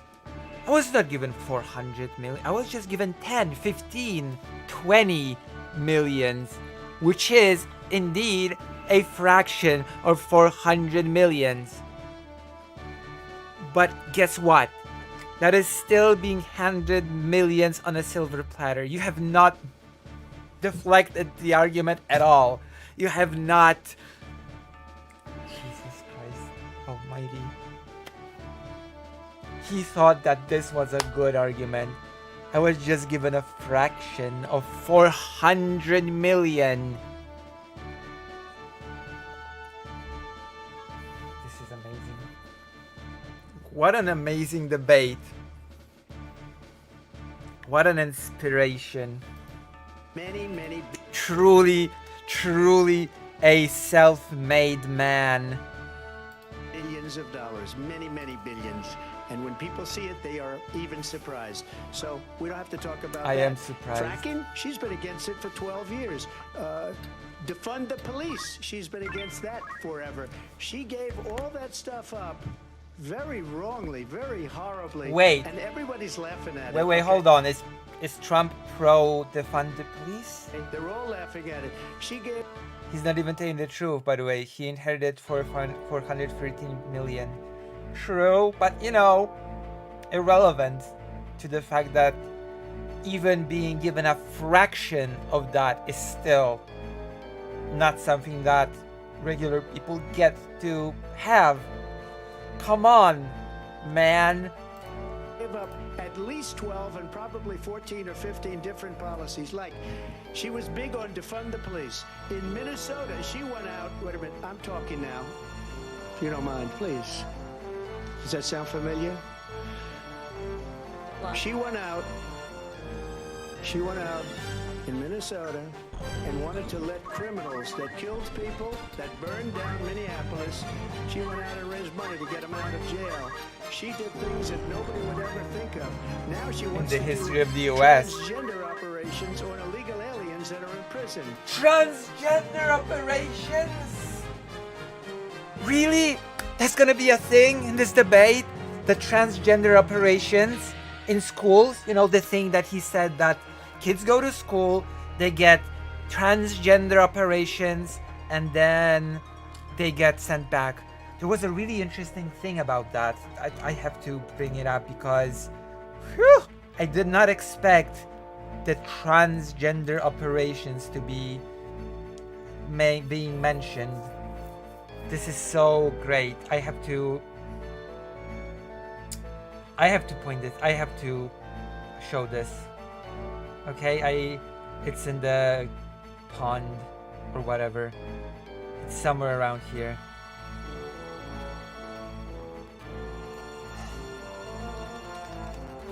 Jesus. I found it. There you go. I'm gonna show you. We're not gonna go through the whole thing, but I'm just gonna quickly show you, okay? Moms for Liberty founder thankful for Trump's school trans surgery lie. The former president has repeated a claim that schools are giving sex change operations to students and sending them home another gender. I will just say one thing and then we're going back to the debate. I'm gonna look up the word lie. Okay. When asked about the claim, Moms for Liberty founder Tiffany Justice acknowledged that it was a lie, but said she was thankful to Trump for spreading it. Just to put it out there, okay? Just to put it out there, I did not think that this would make an appearance in the debate. This is a radical left liberal that would do this. She wants to. What the hell is a radical left liberal? Those things are mutually contradictory. Radical left liberal. Does he even understand the words that he's using? Confiscate your guns, and she will never allow fracking in Pennsylvania. If she won the election, fracking in Pennsylvania will end. And of course, we're back to rambling. We're back to just throwing out one nonsense after the other in rapid pace. We call it gish galloping in debate, actually. I'm surprised the term gish galloping has not been used yet. Day one, just to finish one thing so important in my opinion. So I got the oil business going like nobody has ever done before. Of course. When they took over, they got rid of it, started getting rid of it, and the prices were going up the roof. Up and away. They immediately let these guys go to where they were. I would have been 5 times, 4 times, 5 times higher, because you're talking about 3.5 years ago. High. They got it up to where I was because they had no choice, because the prices of energy were quadrupling and doubling. You saw what happened to gasoline. So they said, let's go back to Trump. But if she won the election, the day after that election, they'll go back to destroying our country, and oil will be dead. Fossil Yes, fuel I mean will go Rospach. back to windmills, and we'll go back I to do mean that, solar, yeah. where they need a whole desert to get some energy to come out of it. You ever see a solar plant? By the way, I'm a big fan of solar. But they take 400, 500 acres of desert soil. These are not good things for the environment, which she understands. Thank you. Desert soil. We have an election in just 56 days. And I want to talk about the peaceful transfer of power, which, of course, we all know is a cornerstone of our democracy, and the role of a president in a moment of crisis. Mr. President, on January 6th, you told your supporters to march to the Capitol. You said you would be right there with them. The country and the world saw what played out at the Capitol that day, the officers coming under attack. Aides in the West Wing say you watched it unfold on television off the Oval Office. You did send out tweets, but it was more than 2 hours before you sent out that video message telling your supporters to go home. Is there anything you regret about what you did on that day?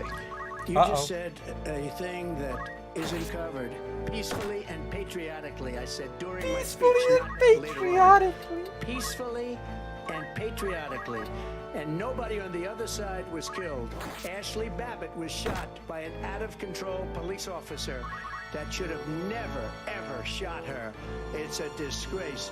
But we didn't do this group of people that have been treated so badly. I ask, what about all the... Notice that he calls the January 6 rioters his side. Just gonna point that out. People that are pouring into our country and killing people that she allowed to pour in. She was the border czar, remember that. Back to immigration. We are discussing January 6th, peaceful transfer of power. No. We're not gonna discuss that. We're gonna go back to immigration. We're gonna go straight back to immigration. We're not gonna stay on topic. There's no way we're gonna stay on topic. That's not gonna happen. Ever. No, not happening.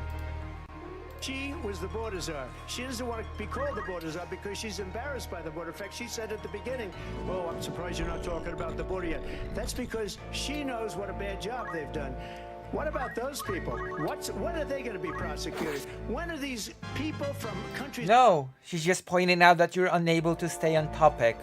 That is the reality of what she's pointing out. You're incapable of staying on any topic because you get nothing of substance to say. So you have to pivot. Pivot to fear-mongering about immigration. That is the sad, sad reality of your existence right now. It's pathetic. It's so pathetic that I'm laughing. It's all over the world, not just South America. They're coming in from all over the world, David. All over the world. All over the world? No way. All over the world because of it. But let me just when are those people going to be prosecuted? When are the people that burned down Minneapolis going to be prosecuted? Or in Seattle? They went into Seattle. They took But what about... the city of Seattle. But what about... But let me just ask you. You might ask her that question. You were the president. You were watching it unfold on television. It's a very simple question as we move forward toward another election. True. Is there anything you regret about what you did on that day? Yes, sir. I had nothing to do. There we go. He's not gonna answer it, by the way. Don't expect him to answer. With that, Do other not than they expect asked me him. to make a speech. I showed up for a speech. I said, I think it's going to be big. I went to Nancy Pelosi and the mayor of Washington, D.C., and the mayor put it back in writing, as you know. I said, you know, this is going to be a very big rally or whatever you want to call it. And again, it wasn't done by me. It was done by others. I said, I'd like to give you 10,000 National Guard or soldiers. They rejected me. Nancy Pelosi rejected me. It was just 2 weeks ago. Her daughter has a tape of her saying she is fully responsible for what happened. They want to get rid of that tape.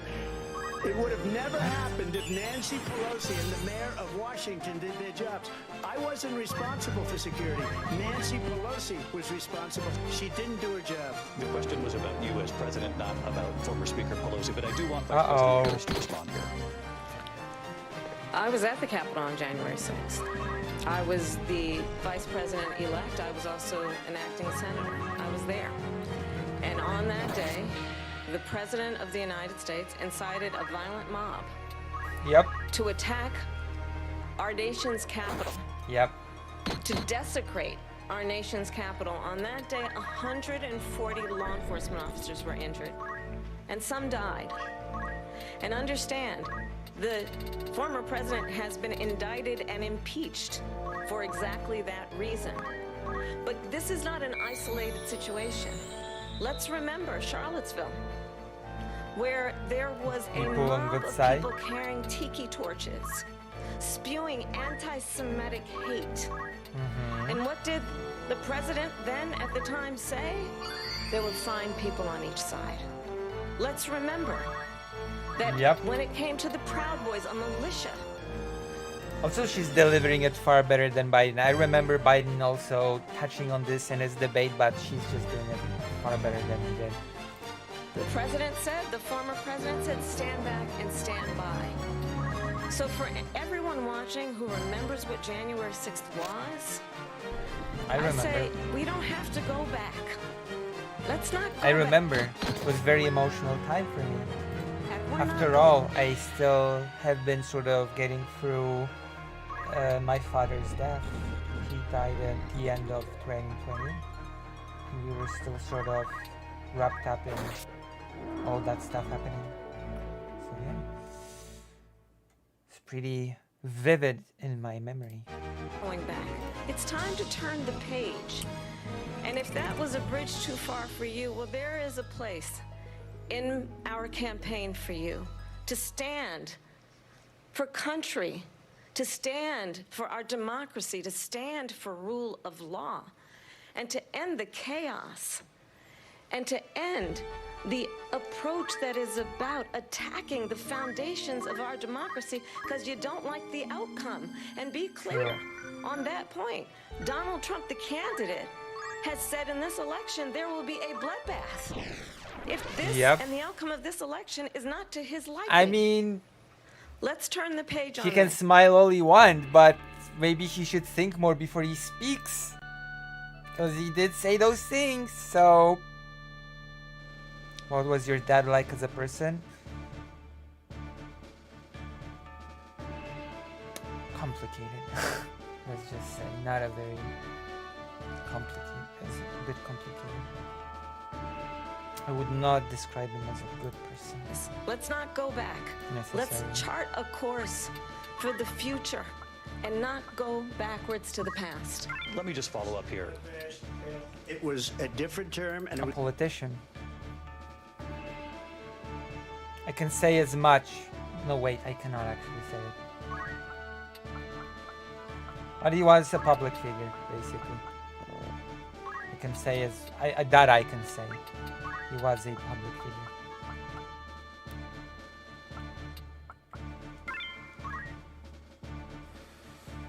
A public figure. Not a public figure like a streamer. A public figure as if he was an elected politician at some point. He even took part in the construction of the current Polish constitution.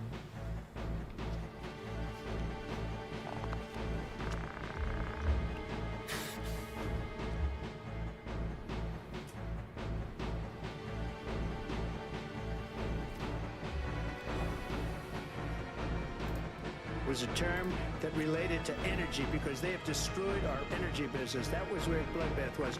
Also, on Charlottesville, that story has been, as you would say, debunked. Laura Ingraham, Sean Hannity, Jesse, all of these people, they covered it. If they go an extra sentence, they will see it was perfect. It was debunked in almost every newspaper, but they still bring it up, just like they bring 2025 up. They bring all of this stuff up. I ask you this, you talk about the Capitol. So bad to bring up all those inconvenient facts, isn't it? Oof, must hurt. That must hurt. Why are we allowing these millions of people to come through on the southern border? How come she's not doing anything? And I'll tell you what I would do, and I would be very proud to do it. I would say we would both leave this debate right now. I'd like to see her go down to Washington, D.C. during this debate because we're wasting a lot of time. Go down to, because she's been so bad, it's so ridiculous. Go down to Washington, D.C. and let her sign a bill to close up the border because they have the right to do it. They don't need bills. They have the right to do it. The President of the United States, you'll get him out of bed, you'll wake him up at 4 o'clock in the afternoon, you'll say, come on down to the office, let's sign a bill. If he signs a bill that the border is closed, all he has to do is say it to the Border Patrol, who are phenomenal. If they do that, the border Back is to closed. immigration. Those people are killing many people, unlike J6. We talked immigration here tonight. I do want to focus on this next issue to both of you because it really brings us this into focus, truth in these times that we're living in. Mr. President, for 3.5 years after you lost the 2020 election, you repeatedly falsely claimed that you won, many times saying you won in a landslide. In the past couple of weeks leading up to this debate, you have said, quote, you lost by a whisker, that you, quote, didn't quite make it, that you came up a little bit short. I said that? Are you now acknowledging that you lost in 2020? No, I don't acknowledge it at all. But I you said did that say that. sarcastically. But You know those- that. It was said, oh, we lost by a whisker. That was said sarcastically. Look, there's so much proof. All you have to do is look at it. And they should have sent it back to the legislature. All his cases were dismissed. All his cases, all his court cases were dismissed. Were all the courts rigged, including the courts that were packed with his own judges? Was that the case? Donald? Really? He's gonna push that? Fine, do whatever you want. He's just gonna make you look not quite as good as you think it will in this debate. Oh my gosh. He's being made to say such things. I love it. I got almost 75 million votes, the most votes any sitting president has ever gotten. I was told if I got 63, which was what I got in 2016, you can't be beaten. The election, people should never be thinking about an election as fraudulent. We need two things. We need walls, and we have to have it. We have to have borders, and we have to have good elections. Our elections are bad. And a lot of these illegal immigrants coming in, they're trying to get them to vote. They can't. Oh my god, back to election, back to immigration. Back to immigration. He just cannot, it's like a crutch. He cannot discuss any topic, even a single topic. He cannot discuss without mentioning those evil immigrants. Throughout this whole debate, has he kept to even a single topic without mentioning those evil immigrants? No, I don't think so. He's incapable. They can't even speak English. They don't even know what country they're in practically. And these people are trying to get them to vote. Jesus. And that's why they're allowing them to come into our country. I did watch all of these pieces of video. I didn't detect the sarcasm, lost by a whisker, we didn't quite make it. And we should just point out here as clarification, and you know this, you and your allies, 60 cases in front of many judges, many of them No judge Republican, looked at it. and said there They was said no we didn't have widespread fraud. standing. That's the other thing. They said we didn't have standing, a technicality. Can you imagine a system where a person in an election doesn't have standing? The President of the United States doesn't have standing. That's how we lost. If you look at the facts, and Fact checked in real time. Hey, all of your cases were dismissed, even by your picked judges. He just cannot address it. He cannot. I'd love to have you do a special on it. I'll show you Georgia, and I'll show you Wisconsin, and I'll show you Pennsylvania, and I'll show you. We have so many facts and statistics, but you know what? So It many doesn't facts matter, and so because many we have to solve the statistics. problem that we have right now. That's all So news. many of and them. the problem that we have right now is we have a Infinite nation stats. in decline, and they have put it into decline. We have a nation that is dying, David. Mr. President, Dying. Vice President Harris, you heard the president there tonight. He said he didn't say that he lost by whiskers, so he still believes he did not lose the election that was won by President Biden and yourself. But I do want to ask you about something that's come up in the last couple of days. This was a post from President Trump about this upcoming election just weeks away. He said, when I win, those people who cheated, and then he lists donors, voters, election officials, he says will be prosecuted to the fullest extent of the law, which will include long-term prison sentences. One of your campaign's top lawyers responded saying, we won't let Donald Trump intimidate us, we won't let him suppress the vote. Is that what you believe he's trying to do here? Donald Trump was fired by 81 million people. So let's be clear about that. And clearly he is having a very difficult time processing that. True. But we cannot afford- He's been having that problem for a while. And let me remind you one more thing. He didn't win the popular vote in 2016. He won due to the Electoral College, not due to the amount of votes that he got. afford to have a president of the United States who attempts, as he did in the past, to upend the will of the voters in a free and fair election. And I'm going to tell you that I have traveled the world as Vice President of the United States, and world leaders are laughing at Donald Trump. I True. have talked with military leaders, some of whom work with you. Unless they're leaders from Law and Justice Party, but Law and Justice Party is its own brand of crazy. And they say you're a disgrace. And when you then talk in this way in a presidential debate and deny what over and over again are court cases you have lost because you did in fact lose that election, True. it leads one to believe that perhaps we do not have in the candidate to my right the temperament or the ability to not be confused about fact. That's deeply troubling, and the American people deserve better. Oh, leaning into the we are dealing with a senile old man who cannot tell fiction from reality. I mean, that is good. That is true. I'll give you 1 minute to respond, Mr. President. Let me just say about world leaders. Viktor Orban, one of the most respected men, they call him a strong man. Oh my God! Are you kidding me?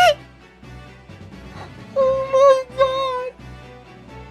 Viktor Orban, one of the most respected leaders, the strong man, he's mocked on the international stage. He's boycotted on the international stage. Are you kidding? When he did all the whole peace talk, when he is being shunned in the European Union. He's not respected at all. Are you kidding me? That's the leader that you really wanna call upon? Are you joking? This has got to be a joke. This is comedy. This is peak comedy. The European Union countries have discussed holding meetings without him. That's got to be a joke. And he's a tough person, smart. Prime Minister of Hungary. They said, why is the whole world blowing up? 3 years ago it wasn't. Why is it blowing up? He said, because you need Trump back as president. They were afraid of him. China was afraid, and I don't like to use the word Viktor afraid, just Orban. quote him. China was afraid of him. North Korea was afraid of him. Look at what's going on with North Korea, by the way. He said Russia was afraid of him. I ended the Nord Stream 2 pipeline, and Biden put it back on day one, but he ended the XL pipeline. The XL pipeline in our country, he ended that, but he let the Russians build a pipeline going all over Europe and heading into Germany, the biggest pipeline in the world. Look, Viktor Orban said it. He said the most respected, most feared person is Donald Trump. We had no problem. This is the lowest point. Right now is the lowest point in Viktor Orban's reputation internationally. And you're gonna talk about him? That is a choice. When Trump was president, but when this weak, pathetic man that you saw at a debate just a few months ago, that if he weren't in that debate, he'd be running instead of her. She got no votes. He got 14 million votes. What you did, you talk about a threat to democracy.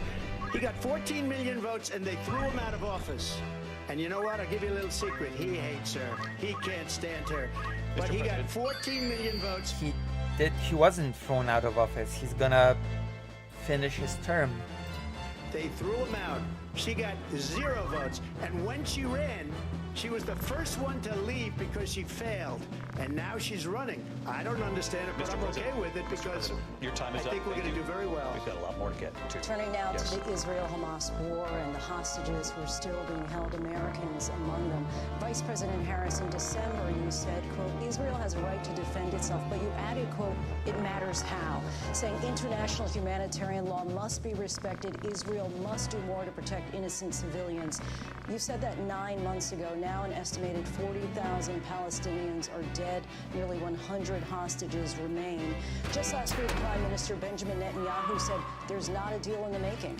President Biden has not been able to break through the stalemate. How would you do it? Well, let's understand how we got here.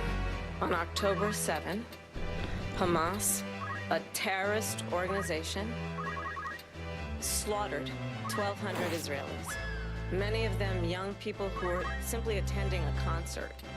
Women were horribly raped. And so absolutely, I said then, I say now, Israel has a right to defend itself. We would. And how it does so matters. Because it is also true, far too many innocent Palestinians have been killed. Children, mothers. What we know is that this war must end. It must end immediately, and the way it will end is we need a ceasefire deal and we need the hostages out. And so we will continue to work around the clock on that. Work around the clock, also understanding that we must chart a course for a two-state solution. And in that solution, there must be security for the Israeli people and Israel, and in equal measure for the Palestinians. But the one thing I will assure you always, I will always give Israel the ability to defend itself, in particular as it relates to Iran and any threat that Iran and its proxies pose to Israel. But we must have a two-state solution where we can rebuild Gaza, where the Palestinians have security, self-determination, and the dignity they so rightly deserve. President Trump, how would you negotiate with Netanyahu and also Hamas? So, is he gonna be able to respond without just flinging insults at the opponent in the debate? That is my main question here now. Can he do it? Can he actually debate?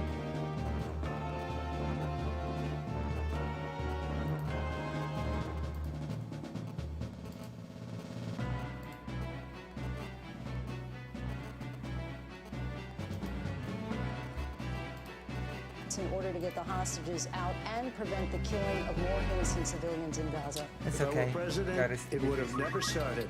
If I were president, Russia would have always watch the ball. ever. I know Putin very well. He would have never, there was no threat of it either, by the way, for 4 years. Basically saying I'm pretty good buddies with Putin is not as great a thing to say as you think it is, buddy. In our current geopolitical climate, that's not really the slam dunk that you think it is. Yeah, me and Putin, we're tight. Like, that is not the slam dunk that you think you're delivering here. Have gone into Ukraine and killed. Good night.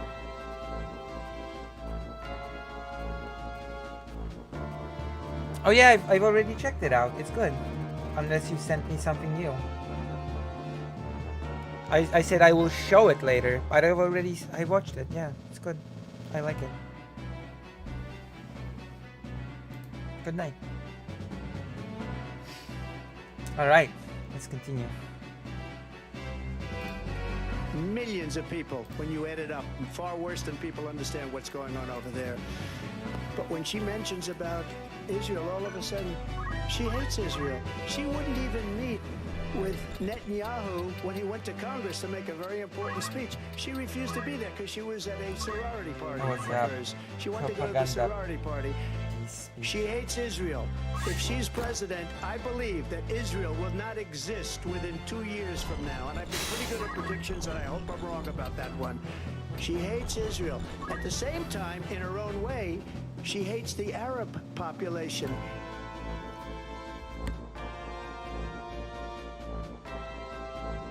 I'm just gonna point something out again. The question was, Mr. Donald, how would you negotiate things for Israel-Palestine? How would you negotiate peace? How would you negotiate getting anything done? And the answer is, under me it never would have happened. Kamala Harris hates Israel, but she also hates the Arabs. So the answer to my question is no.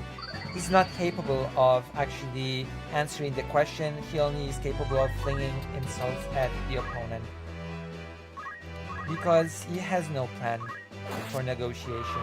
He has no plan of ending the conflict. He has no plan of actually facilitating anything.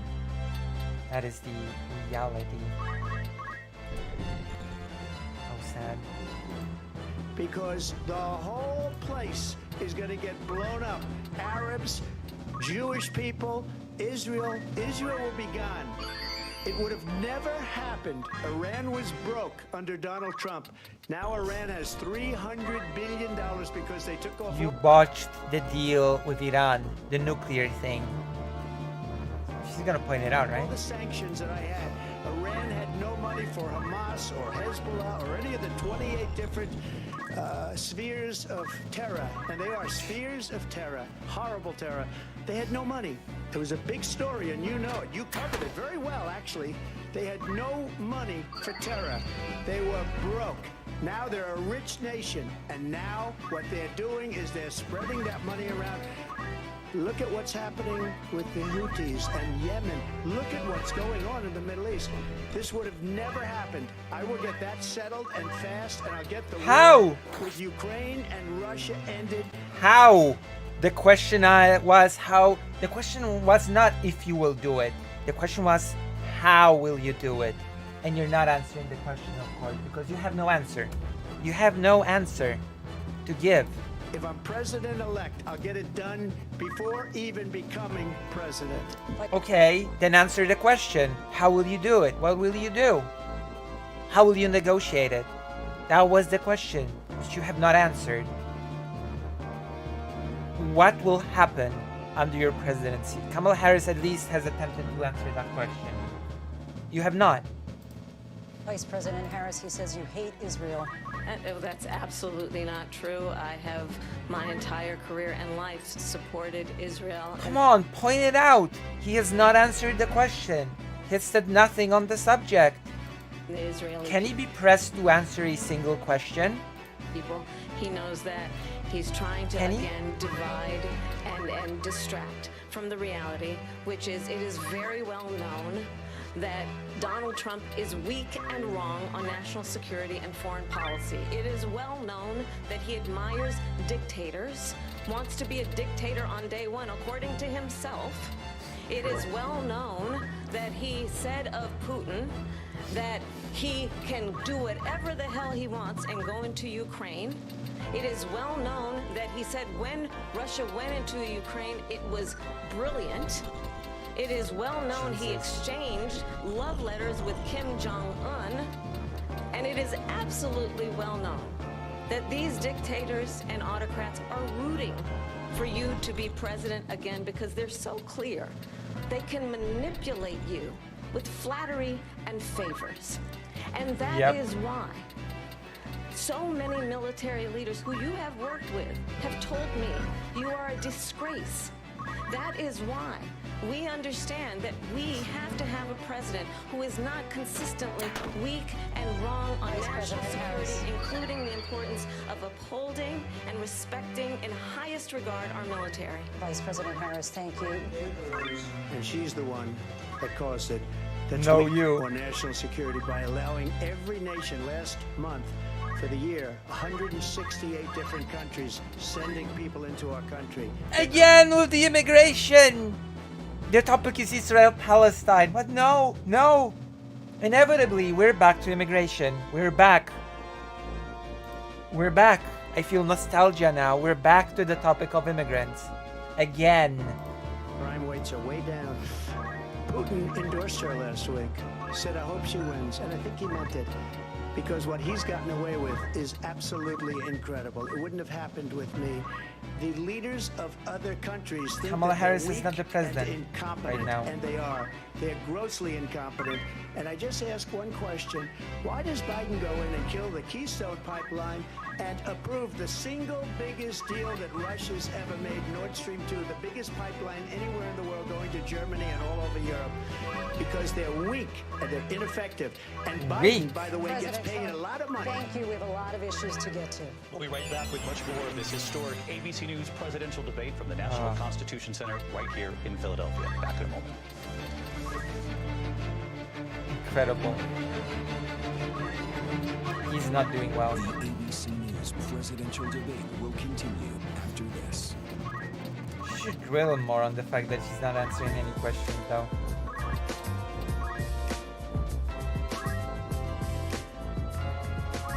He is pushing baseless.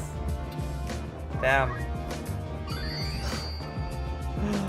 Oh god, I love it.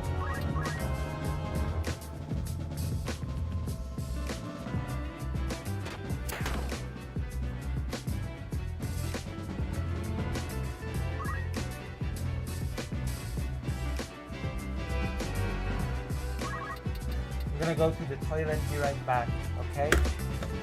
It's gonna be... I'm back. Hello. Hello. Hello there. What a debate, huh? What a debate. A person that's incapable physically of staying on topic on anything. Oh, gotta love it. Gotta love it. Oh, I don't actually love it, but I know. Can't say I actually love it. I cannot say that I'm in love with it.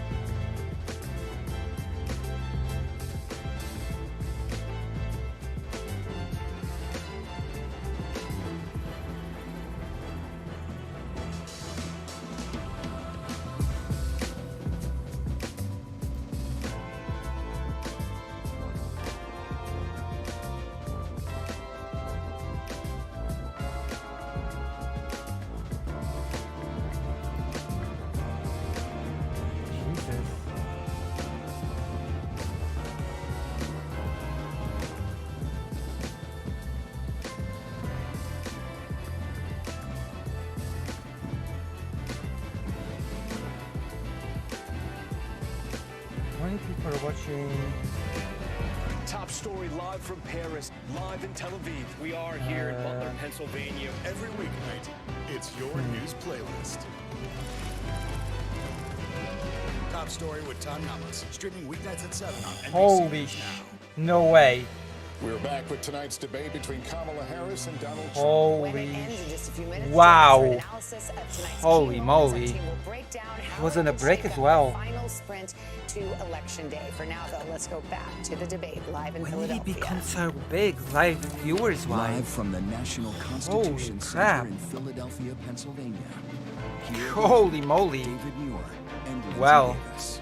Welcome back to this historic ABC News presidential debate tonight. We're going to continue. Welcome, here. I wanna turn welcome, to the welcome board. back. We're now 2.5 years into this conflict. Mr. President, it has been the position of the Biden administration that we must defend Ukraine from Russia, from Vladimir Putin, to defend Ooh. their sovereignty, their democracy. favorite topic. That Let's it's in go. America's best interest to do so, arguing that if Putin wins, he may be emboldened to move even further into other countries.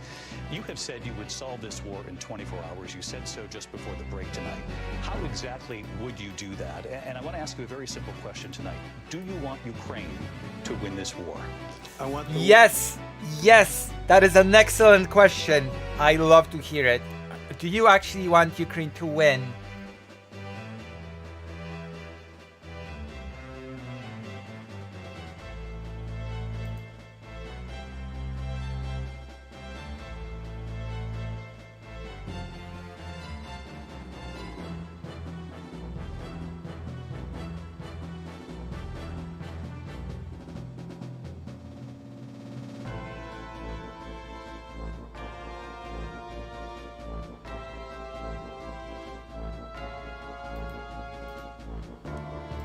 war to stop.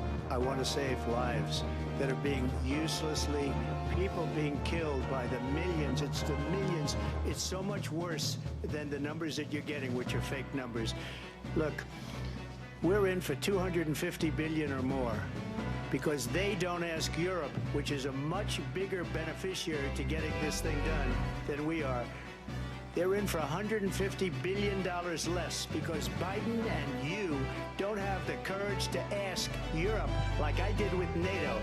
They paid billions and billions, hundreds of billions of dollars when I said, either you pay up or we're not going to protect you anymore. So that's maybe one of the reasons they don't like me as much as they like weak people. But you take a look at what's happening. We're in for 250 to 275 billion. They're into 100 to 150. They should be forced to equalize. With that being said, I want to get the war settled. I know Zelensky very well, and I know Putin very well. I have a good relationship, and they respect. Wait, really? Very equal. They're into what's happening. Like either they paid billions and courage to 50 billion to Hold on. fake numbers.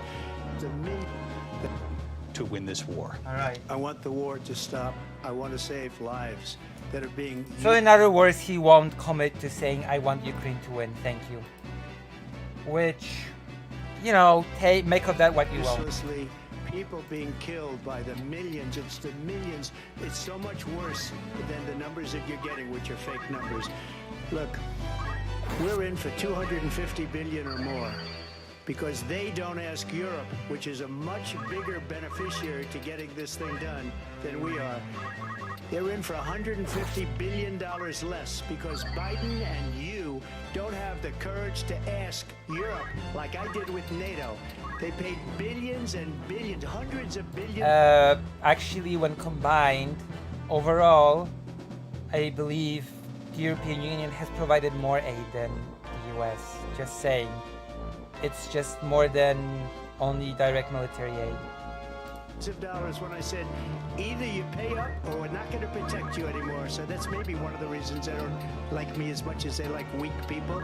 But you take a look at what's happening. We're in for 250 to 275 billion. They're into 100 to 150. They should be forced to equalize. With that being said, they are equalizing. Do you know even what the stats on aid are? Hold on, there are these stats on aid.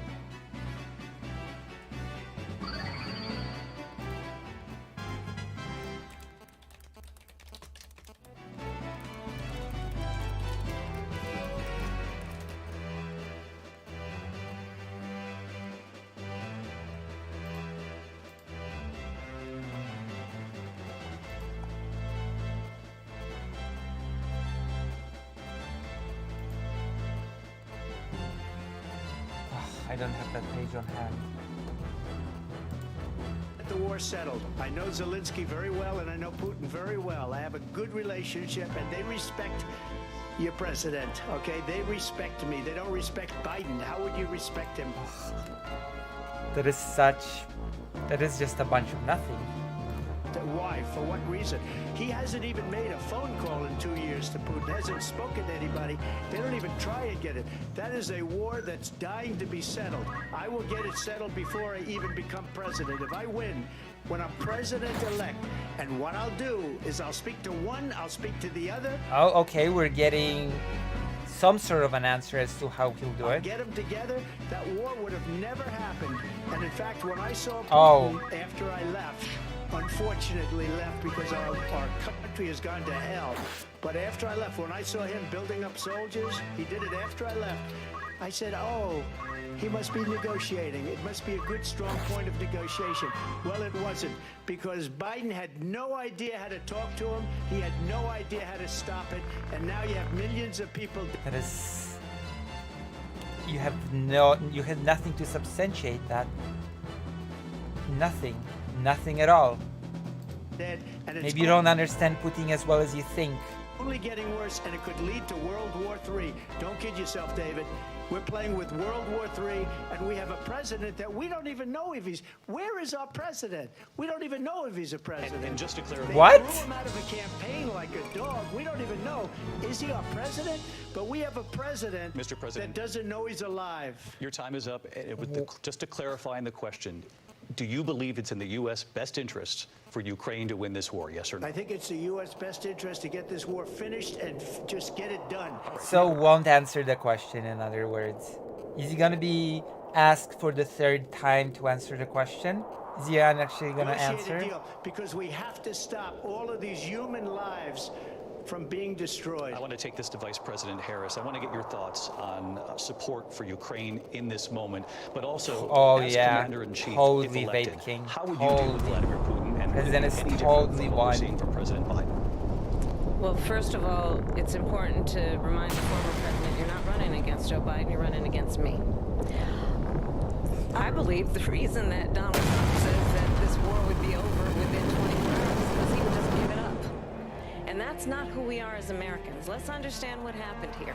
I actually met with Zelensky a few days before Russia invaded, tried through force to change territorial boundaries, to defy one of the most important international rules and norms, which is the importance of sovereignty and territorial integrity. True. And I met with President Zelensky. I shared with him American intelligence about how he could defend himself. Days later, I went to NATO's eastern flank, to Poland and Romania. And through the work that I and others did, we brought 50 countries together to support Ukraine in its righteous defense. And because of our support, because of the air defense, the ammunition, the artillery, the javelins, the Abrams tanks that we have provided, Ukraine stands as an independent and free country. If Donald Trump were president, Putin would be sitting in Kyiv right now. And understand what that would mean, because Putin's agenda is not just about Ukraine. Understand why the European allies and our NATO allies are so thankful that you are no longer president. True. And that we That is actually true. understand the importance of the I just great watched a debate recently in Poland, and one of the prompts was, unironically, are we prepared for the worst to happen? The worst being a Trump presidency. greatest military alliance the world has ever known, which is NATO, and what we have done to preserve the ability of Zelensky and the Ukrainians to fight for their independence. Otherwise, Putin would be sitting in Kyiv with his eyes on the rest of Europe, starting with Poland. And why don't you tell the 800,000 Polish Americans right here in Pennsylvania how quickly you would give up for the sake of Poland mentioned in the debate. Huh. I'm not even that positive that he would start with Poland, but, you know, Polish people are definitely nervous. favor and what you think is a friendship with what is Damn. known to be a dictator who would eat you for lunch. Vice President Harris, thank you. We've heard from both of you on Ukraine tonight. Afghanistan came up. Oof. The Polish people have been mentioned. In the last hour. I wanted her to respond to something you said earlier, and I'll give you a minute here. Putin would be sitting in Moscow, and he wouldn't have lost 300,000 men and women, but he would have been sitting in Moscow, quiet please, he would have been sitting in Moscow much happier than he is right now. But eventually, you know, he's got a thing that other people don't have. He's got nuclear weapons. They don't ever talk about that. He's got nuclear weapons. Nobody ever thinks about that. Everybody thinks about that constantly, non-stop, every second. That's why the pussyfooting around escalation. That's why the whole being afraid to send aid. That's why the whole of being afraid to allow Ukraine to strike targets with long range. What are you talking about? Are you stupid? And eventually, maybe he'll use them, and maybe he hasn't been that threatening, but he does have that. Something we don't even like to talk about. Nobody likes to talk about it, but just... Everybody's talking about it all of the time. You understand, they sent her to negotiate peace before this war started. 3 days later, he went in and he started the war because everything they said was weak and stupid. They said the wrong things. That war should have never started. She was the emissary. They sent her in to negotiate with Zelensky and Putin, and she did. And the war started 3 days later.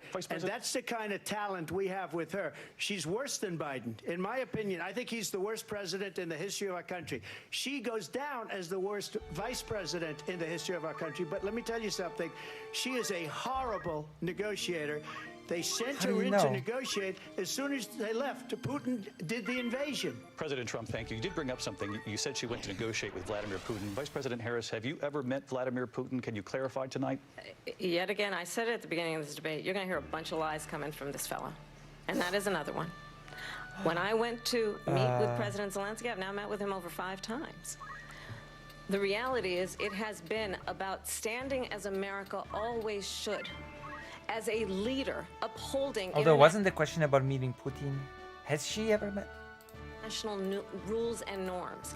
As a leader who shows strength, understanding that the alliances we have around the world are dependent on our ability to look out for our friends and not favor our enemies because you adore strongmen instead of caring about democracy.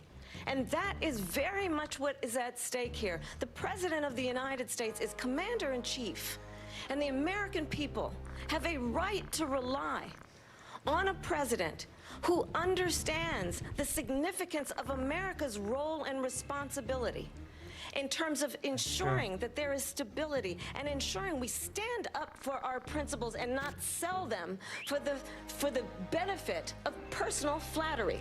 We've talked about Ukraine and Vladimir Putin. I do want to talk about Afghanistan. It came up in the first hour of this debate. It did come up. I want to move on to Afghanistan. Goldberg said Trump did the most amazing thing I've ever seen. He got these countries, the 28 countries at the time, to pay up. He said, I've never seen. He's the head of NATO. He said, I've never seen. That? For years, he said, he got... Move on to Afghanistan. Goldberg said Trump did the most amazing thing I've ever seen. He got these countries, the 28 countries at the time, to pay up. He said, I've never seen. He's the head of NATO. He said, I've never Trump seen. is not For doing years, that well. we were paying Trump is doing much worse. We were being ripped Trump is off. doing much worse than he did with Biden, because Kamala Harris is just not sort of tripping over herself. She's not. She is not as. She cannot be perceived as sort of old and tired as Biden was. Like, he did say also substantial things, but he also tripped over himself. He was sort of meek and weak, and Trump sort of took advantage of that, and he just cannot do it here. And also, he cannot stay on topic. He just has to pivot to immigration. I'm surprised he has not done that yet here. By European nations, both on trade and on NATO. I got them to pay up by saying one of the statements you made before, if you don't pay, we're not going to protect you. Otherwise, we would have never gotten it. He said it was one of the most incredible jobs that he's ever seen done. Thank you. I want to turn to Afghanistan. The most incredible job of blackmailing your allies. The incredible job. It came up in the first hour of the debate, and we witnessed a poignant moment today on Capitol Hill honoring the soldiers who died in the chaotic withdrawal from Afghanistan. I do want to ask the Vice President, do you believe you bear any responsibility in the way that withdrawal played out? Well, I will tell you, I agreed with President Biden's decision to pull out of Afghanistan. 4 presidents said they would, and Joe Biden did. And as a result, America's taxpayers are not paying the $300 million a day we were paying for that endless war. And as of today, there is not one member of the United States military who is in active duty in a combat zone in any war zone around the world, the first time this century. But let's understand how we got to where we are. Donald Trump, when he was president, negotiated one of the weakest deals you can imagine. He calls himself a deal maker. Even his national security advisor said it was a weak, terrible deal. And here's how it went down. He bypassed the Afghan government. He negotiated directly with a terrorist organization called the Taliban. The negotiation involved the Taliban getting 5,000 Taliban terrorists released. And get this, and the president at the time invited the Taliban to Camp David, a place of storied significance for us as Americans, a place where we honor the importance of American diplomacy, where we invite and receive respected world leaders. And this former president, as president, invited them to Camp David because he does not again appreciate the role and responsibility of the President of the United States to be commander-in-chief with a level of respect. And this gets back to the point of how he has consistently disparaged and demeaned members of our military, fallen soldiers, and the work that we must do to uphold the strength and the respect of the United States of America around the world. Vice President Harris, thank you. President Trump, your response to her saying that you began the negotiations with the Taliban. So, if you take a look at that period of time, the Taliban was killing our soldiers, a lot of them, with snipers. And I got involved with the Taliban because the Taliban was doing the killing. That's the fighting force within Afghanistan. They don't bother doing that because, you know, they deal with the wrong people all the time. But I got involved.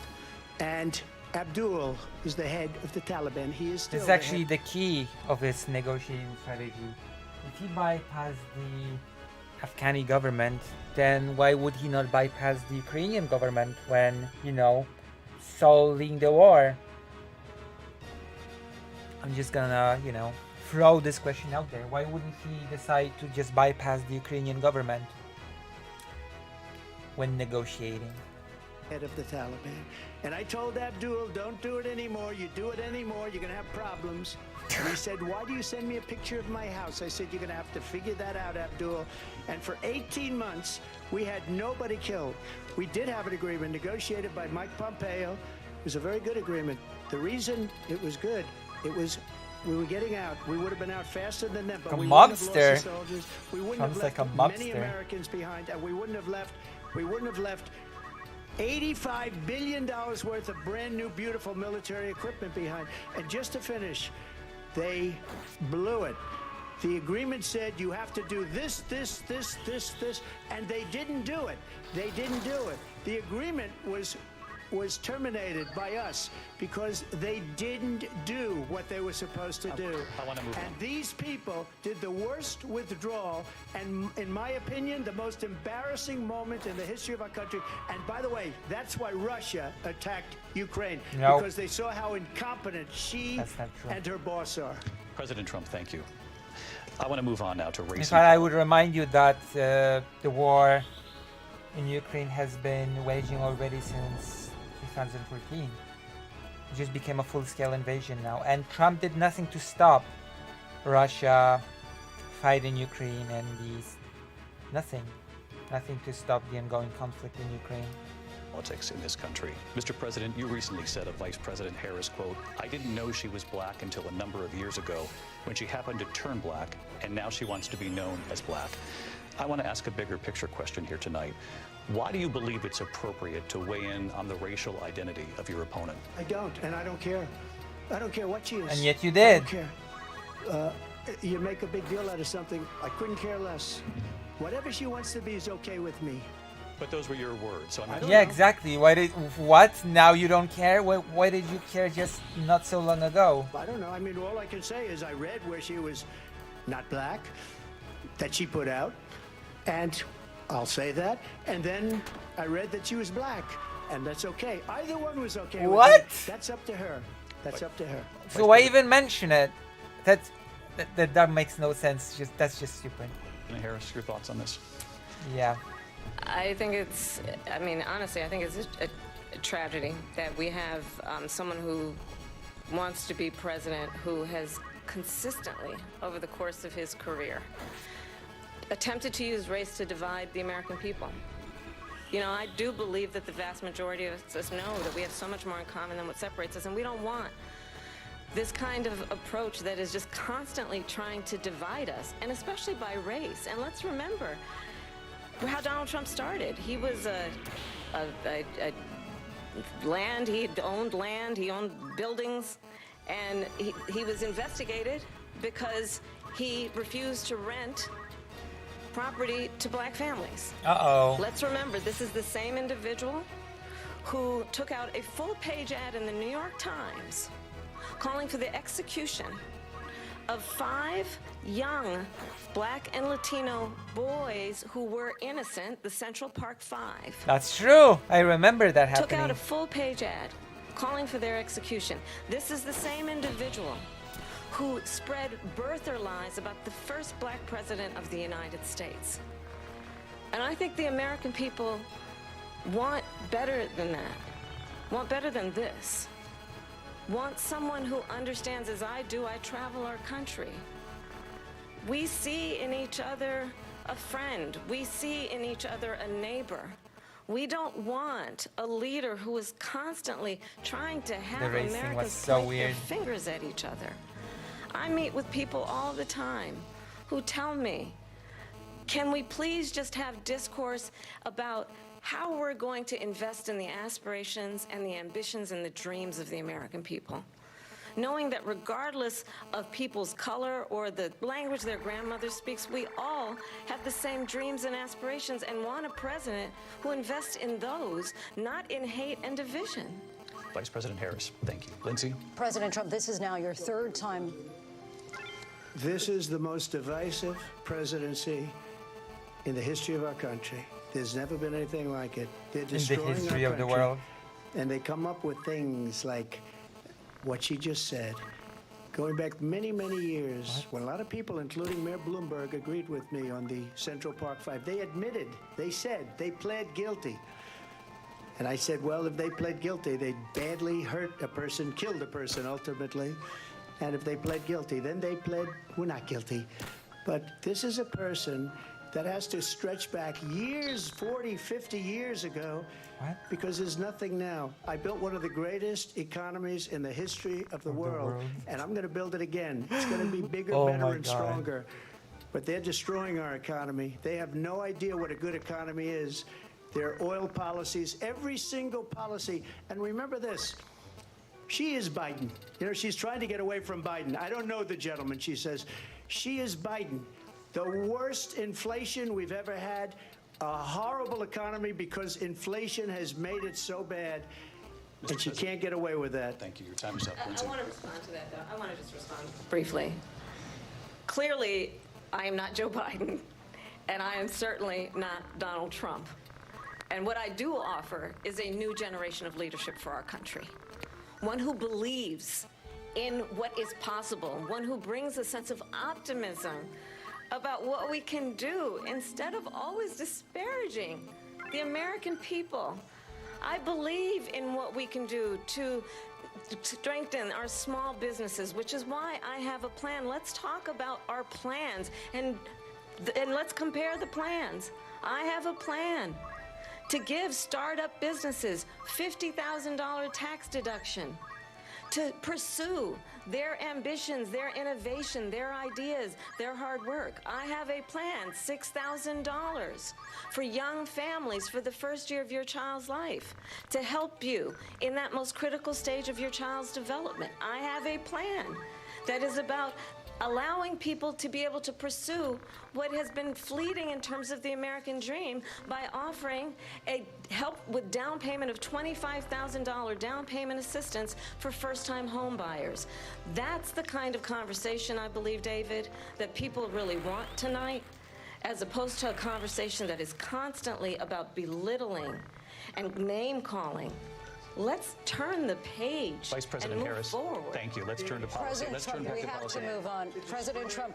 Let's turn to policy, please. She has a plan to defund the police. She has a plan to confiscate everybody's gun. President Trump, she has everybody's gun. Allow fracking in Pennsylvania or anywhere else. Okay. That's what her plan is until just recently. I just need Lindsay, to go ahead. respond. President Trump, No, the President former Trump. president has No, said I'm something sorry. twice that I need to No, respond to. I'm sorry. We're going to move on, Vice President Harris. To what he has President President Trump, this is now your third time running for president. You have long vowed to repeal and replace the Affordable Care Act, also known as Obamacare. You have failed to accomplish that. You now say you're going to keep Obamacare, quote, unless we can do something much better. Last month, you said, quote, we're working on it. So tonight, 9 years after you first started running, do you have a plan, and can you tell us what it is? Obamacare was lousy health care. Always was. It's not very good today. That's not an answer to the what I said, question. that if we come up with something, and we are working on things, we're going to do it, and we're going to replace it. Yes, But I will remember vote this, for Kamala Harris. I inherited The first one Obamacare in because the Democrats wouldn't As change a it. They wouldn't vote non-American. for it. They were unanimous. They wouldn't vote to change it. If they would have done that, we would have had a much better plan than Obamacare. But the Democrats I'll be came there. up, they wouldn't vote for it. I had a choice to make when I was president. Do I save it and make it as good as it can be, never going to be great, or do I let it rot? And I felt I had an obligation, even though politically it would have been good to just let it rot and let it go away. I decided, and I told my people, the top people, and they're very good people. I have a lot of good people in that administration. I don't know. You fired a lot of them, so apparently not as good as you think, since you've bragged about firing a lot of them. So maybe not as good as you think. Don't you think?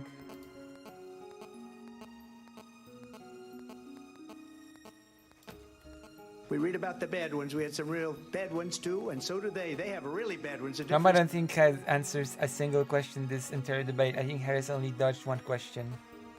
Well, you know, it is what it is. Sometimes he just be like that. They don't get rid of them. But let me just explain. I had a choice to make. Do I save it and make it as good as it can be, or do I let it rot? And I saved it. I did the right thing. But it's still never going to be great, and it's too expensive for people. And what we will do is we're looking at different plans. If we can come up with a plan that's going to cost our people, our population, less money and be So better this is a healthcare than non-answer, Obamacare, basically. then I would We're gonna absolutely think of do it. something But is until then, the I'd run answer. it as good as it can be run. So just We'll think of something. Trust me, bro. I have concepts of a plan. I'm not president right now. But if we come up with something, I would only change it if we come up with something that's better and less expensive. And there are concepts and options we have to do that. And you'll be hearing about it in the not too distant future. Vice President Harris, in 2017, you supported Bernie Sanders' proposal to do away with private insurance and create a government-run healthcare system. 2 years later, you proposed a plan that included a private insurance option. What is your plan today? Well, first of all, I absolutely support, and over the last 4 years as vice president, private health care options. But what we need to do is maintain and grow the Affordable Care Act. But I'll get to that, Lindsay. I just need to respond to a previous point that the former president has made. I've made very clear my position on fracking. And then this business about taking everyone's guns away. Tim Walz and I are both gun owners. We're not taking anybody's guns away. So stop with the continuous lying about this stuff. As it relates to the Affordable Care Act, understand, just look at the history to know where people stand. When Donald Trump was president, 60 times he tried to get rid of the Affordable Care Act. 60 times. I was a senator at the time. When I will never forget the early morning hours when it was up for a vote in the United States Senate. And the late, great John McCain, who you have disparaged as being, you don't like him, you said at the time, because he got caught. He was an American hero. The late, great John McCain, I will never forget that night, walked onto the Senate floor and said, no, you don't. No, you don't. No, you don't get rid of the Affordable Care Act. You have no plan. And what the Affordable Care Act has done is eliminate the... I also remember when Trump bragged about completely changing the healthcare system, and then with his tail between his legs saying, I never imagined it would be this difficult. Of insurance companies to deny people with pre-existing conditions. I don't have to tell the people watching tonight, you remember what that was like? Remember when an insurance company could deny if a child had asthma, if someone was a breast cancer survivor, if a grandparent had diabetes? And thankfully, As I've been vice president, and we over the last 4 years have strengthened the Affordable Care Act, we have allowed for the first time Medicare to negotiate drug prices on behalf of you, the American people. Donald Trump said he was going to allow Medicare to negotiate drug prices. He never did. We did. And now we have capped the cost of insulin at $35 a month. Since I've been vice president, we have capped the cost of prescription medication for seniors at $2,000 a year. And when I am president, we will do that for all people, understanding that the value I bring to this is that access to health care should be a right and not just a privilege of those who can afford it. So there we go. She actually is answering and he did not. And the plan has to be to strengthen the Affordable Care Act, not get rid of it, Vice pass it President pro law Harris, thank in terms you. of where Donald Trump stands on that. I want to move to an issue that's important for a She lot made a of... mistake. At number one, John McCain fought Obamacare for 10 years. But it wasn't only him. It were all of the Democrats that kept it going. And you know what? What? We could do much better than Obamacare. Much less money. But Okay, we can do much better. What is it? What is the much better? You just said that we will think of something. We can do much better. What is the much better? You can't just say we can do much better if you have nothing. And you have nothing because you just admitted it by saying we will think of something. she won't improve private insurance for people, private medical insurance. That's another thing she doesn't want to give. President People Trump. are paying privately for insurance that have worked hard and made money, and they want to have private. She wants everybody to be on government insurance where you wait 6 months for an operation that you need immediately. President Trump, thank you. We have another issue that we'd like to get to that's important for a number of Americans, in particular younger voters, and that's climate change. President Trump, with regard to the environment, you say that we have to have clean air and clean water. Vice President Harris, you call climate change an existential threat. The question to you both tonight is, what would you do to fight climate change? And Vice President Harris, we'll start with you. 1 minute for you Would each. President Trump do anything? Does he even believe that it's a thing? Well, the former president had said the climate change is a hoax. True. And what we know is that it is very real. You ask anyone who lives in a state who has experienced these extreme weather occurrences, who now is either being denied You did home say that. insurance or it's being jacked up. You ask anybody who has been the victim of what that means in terms of losing their home, having nowhere to go. We know that we can actually deal with this issue. The young people of America care deeply about this issue. And I am proud that as vice president over the last 4 years, we have invested $1 trillion in a clean energy economy, while we have also increased domestic gas production to historic levels. We have created over 800,000 new manufacturing jobs while I have been vice president. We have invested in clean energy to the point that we are opening up factories around the world. Donald Trump said he was going to create manufacturing jobs. He lost manufacturing jobs. And I'm also proud to have the endorsement of the United Auto Workers and Sean Fain, who also know that part of building a clean energy economy includes investing in American-made products, American automobiles. It includes growing what we can do around American manufacturing and opening up auto plants, not closing them like happened under Donald Trump. Vice President Harris, thank you. That didn't happen under Donald Trump. Let me just tell you, they lost 10,000 manufacturing jobs this last month. It's going, they're all leaving. They're building big auto plants in Mexico, in many cases owned by China. They're building these massive plants, and they think they're going to sell their cars into the United States because of these people. What they have given to China is unbelievable. But we're not going to let that. We'll put tariffs on those cars so they can't come into our country. Tariffs. Because they will kill Again. the United Auto Workers and any auto worker, whether it's in Detroit or South Carolina or any other place. What they've done to business and manufacturing in this country is horrible. We have nothing because they refuse. You know, Biden doesn't go after people because supposedly China paid him millions of dollars. He's Again with Biden? I thought the opponent was... Oh, whatever. to do it. Between him and his son, they get all this money from Ukraine. They get all this money from all of these different countries. Wait, And then hold you on. wonder, why is these Now it's Ukraine paying both Bidens? What? What money from Ukraine? Oh God, perpetuating a conspiracy theory. live in the debate. So loyal to this one, that one, Ukraine, China. Why is he? Why did he get $3.5 million from the mayor of Moscow's wife? Why did she pay him $3.5 million? Moscow, so is he getting money from Ukraine or from Russia? This is a crooked administration, and they're selling our country down the tubes. President Trump, thank you. Thank you. We'll be right back with closing statements from both of our candidates. All right, we're almost done. ABC News presidential debate from Philadelphia. Back in a moment. Jesus.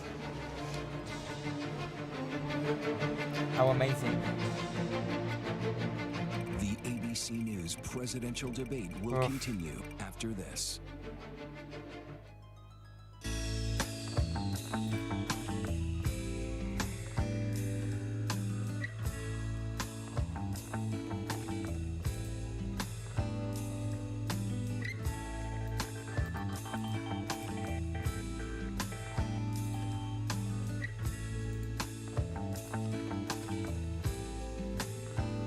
Maybe I can just skip that.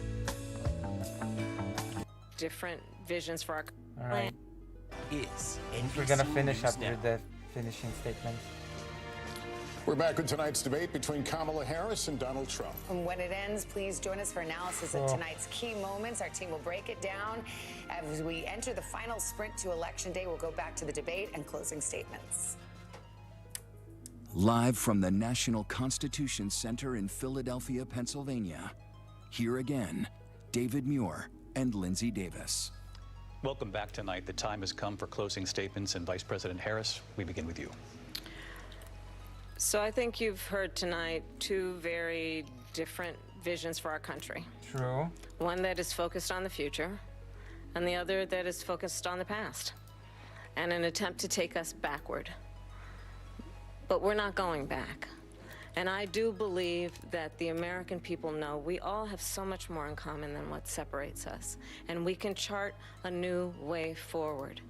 And a vision of that includes having a plan, understanding the aspirations, the dreams, the hopes, the ambition of the American people, which is why I intend to create an opportunity economy, investing in small businesses, in new families, in what we can do around protecting seniors, what we can do that is about giving hardworking folks a break and bringing down the cost of living. I believe in what we can do together that is about sustaining America's standing in the world and ensuring that we have the respect that we so rightly deserve, including respecting our military and ensuring we have the most lethal fighting force in the world. I will be a president that will protect our fundamental rights and freedoms, including the right of a woman to make decisions about her own body and not have her government tell her what to do. I'll tell you, I started my career as a prosecutor. I was a DA, I was an attorney general, a United States senator, and now vice president. I've only had one client, the people. And I'll tell you, as a prosecutor, I never asked a victim or a witness, are you a Republican or a Democrat? The only thing I ever asked them, are you okay? And that's the kind of president we need right now. Someone who cares about you and is not putting themselves first. I intend to be a president for all Americans and focus on what we can do over the next 10 and 20 years to build back up our country by investing right now in you, the American people. Vice President Harris, thank you. President Trump? So she just started by saying she's going to do this, she's going to do that, she's going to do all these wonderful things. She could not say anything for himself. Why hasn't she done it? She's been there for 3.5 years. They've had 3.5 years to fix the border. They've had 3.5 years to create jobs and all the things we talked about. Why hasn't she done it? She should leave right now, go down to that beautiful White House, go to the Capitol, get everyone together and do the things you want to do, but you haven't done it, and you won't do it because you believe in things that the American people don't believe in. You believe in things like we're not going to frack, we're not going to take fossil fuel, we're not going to do things that are going to make this country strong, whether you like it or not. Germany tried that, and within 1 year they were back to building normal energy plants. We're not ready for it. We can't. What the hell are sacrifice normal our energy country plants? for the sake of bad vision. But I just ask one simple question. Why didn't she do it? We're a failing nation. We're a nation that's in serious decline. We're being laughed at all over the world. All over the world, they laugh. I know the leaders very well. They're coming to see me. Yeah. They call me. We're The laughing most important leader, Viktor Orban, at apparently. all over the world. They don't understand Jesus. what happened to us as a nation. Jesus Christ. We're not a leader. We don't have any idea what's going on. We have wars going on in the Middle East. We have wars going on with Russia and Ukraine. We're going to end up in a third world war, and it'll be a war like no other because of nuclear weapons, the power of weaponry. I rebuilt our entire military. She gave a lot of it away to the Taliban. She gave it to Afghanistan. What these people have done to our country, and maybe toughest of all, is allowing millions of people to come into our country. Many of them are criminals, and they're destroying our country. The worst president, the worst vice president in the history of our He country. still thinks he's debating Biden. President Trump, thank you. And that All is right. our ABC News presidential debate from here in Philadelphia at the National Well, thank Constitution you. Center. I'm Lindsay That has Davis. And I'm David Muir. Thank you for watching here in the U.S. and all over the world. Thank you very much. That has been a debate.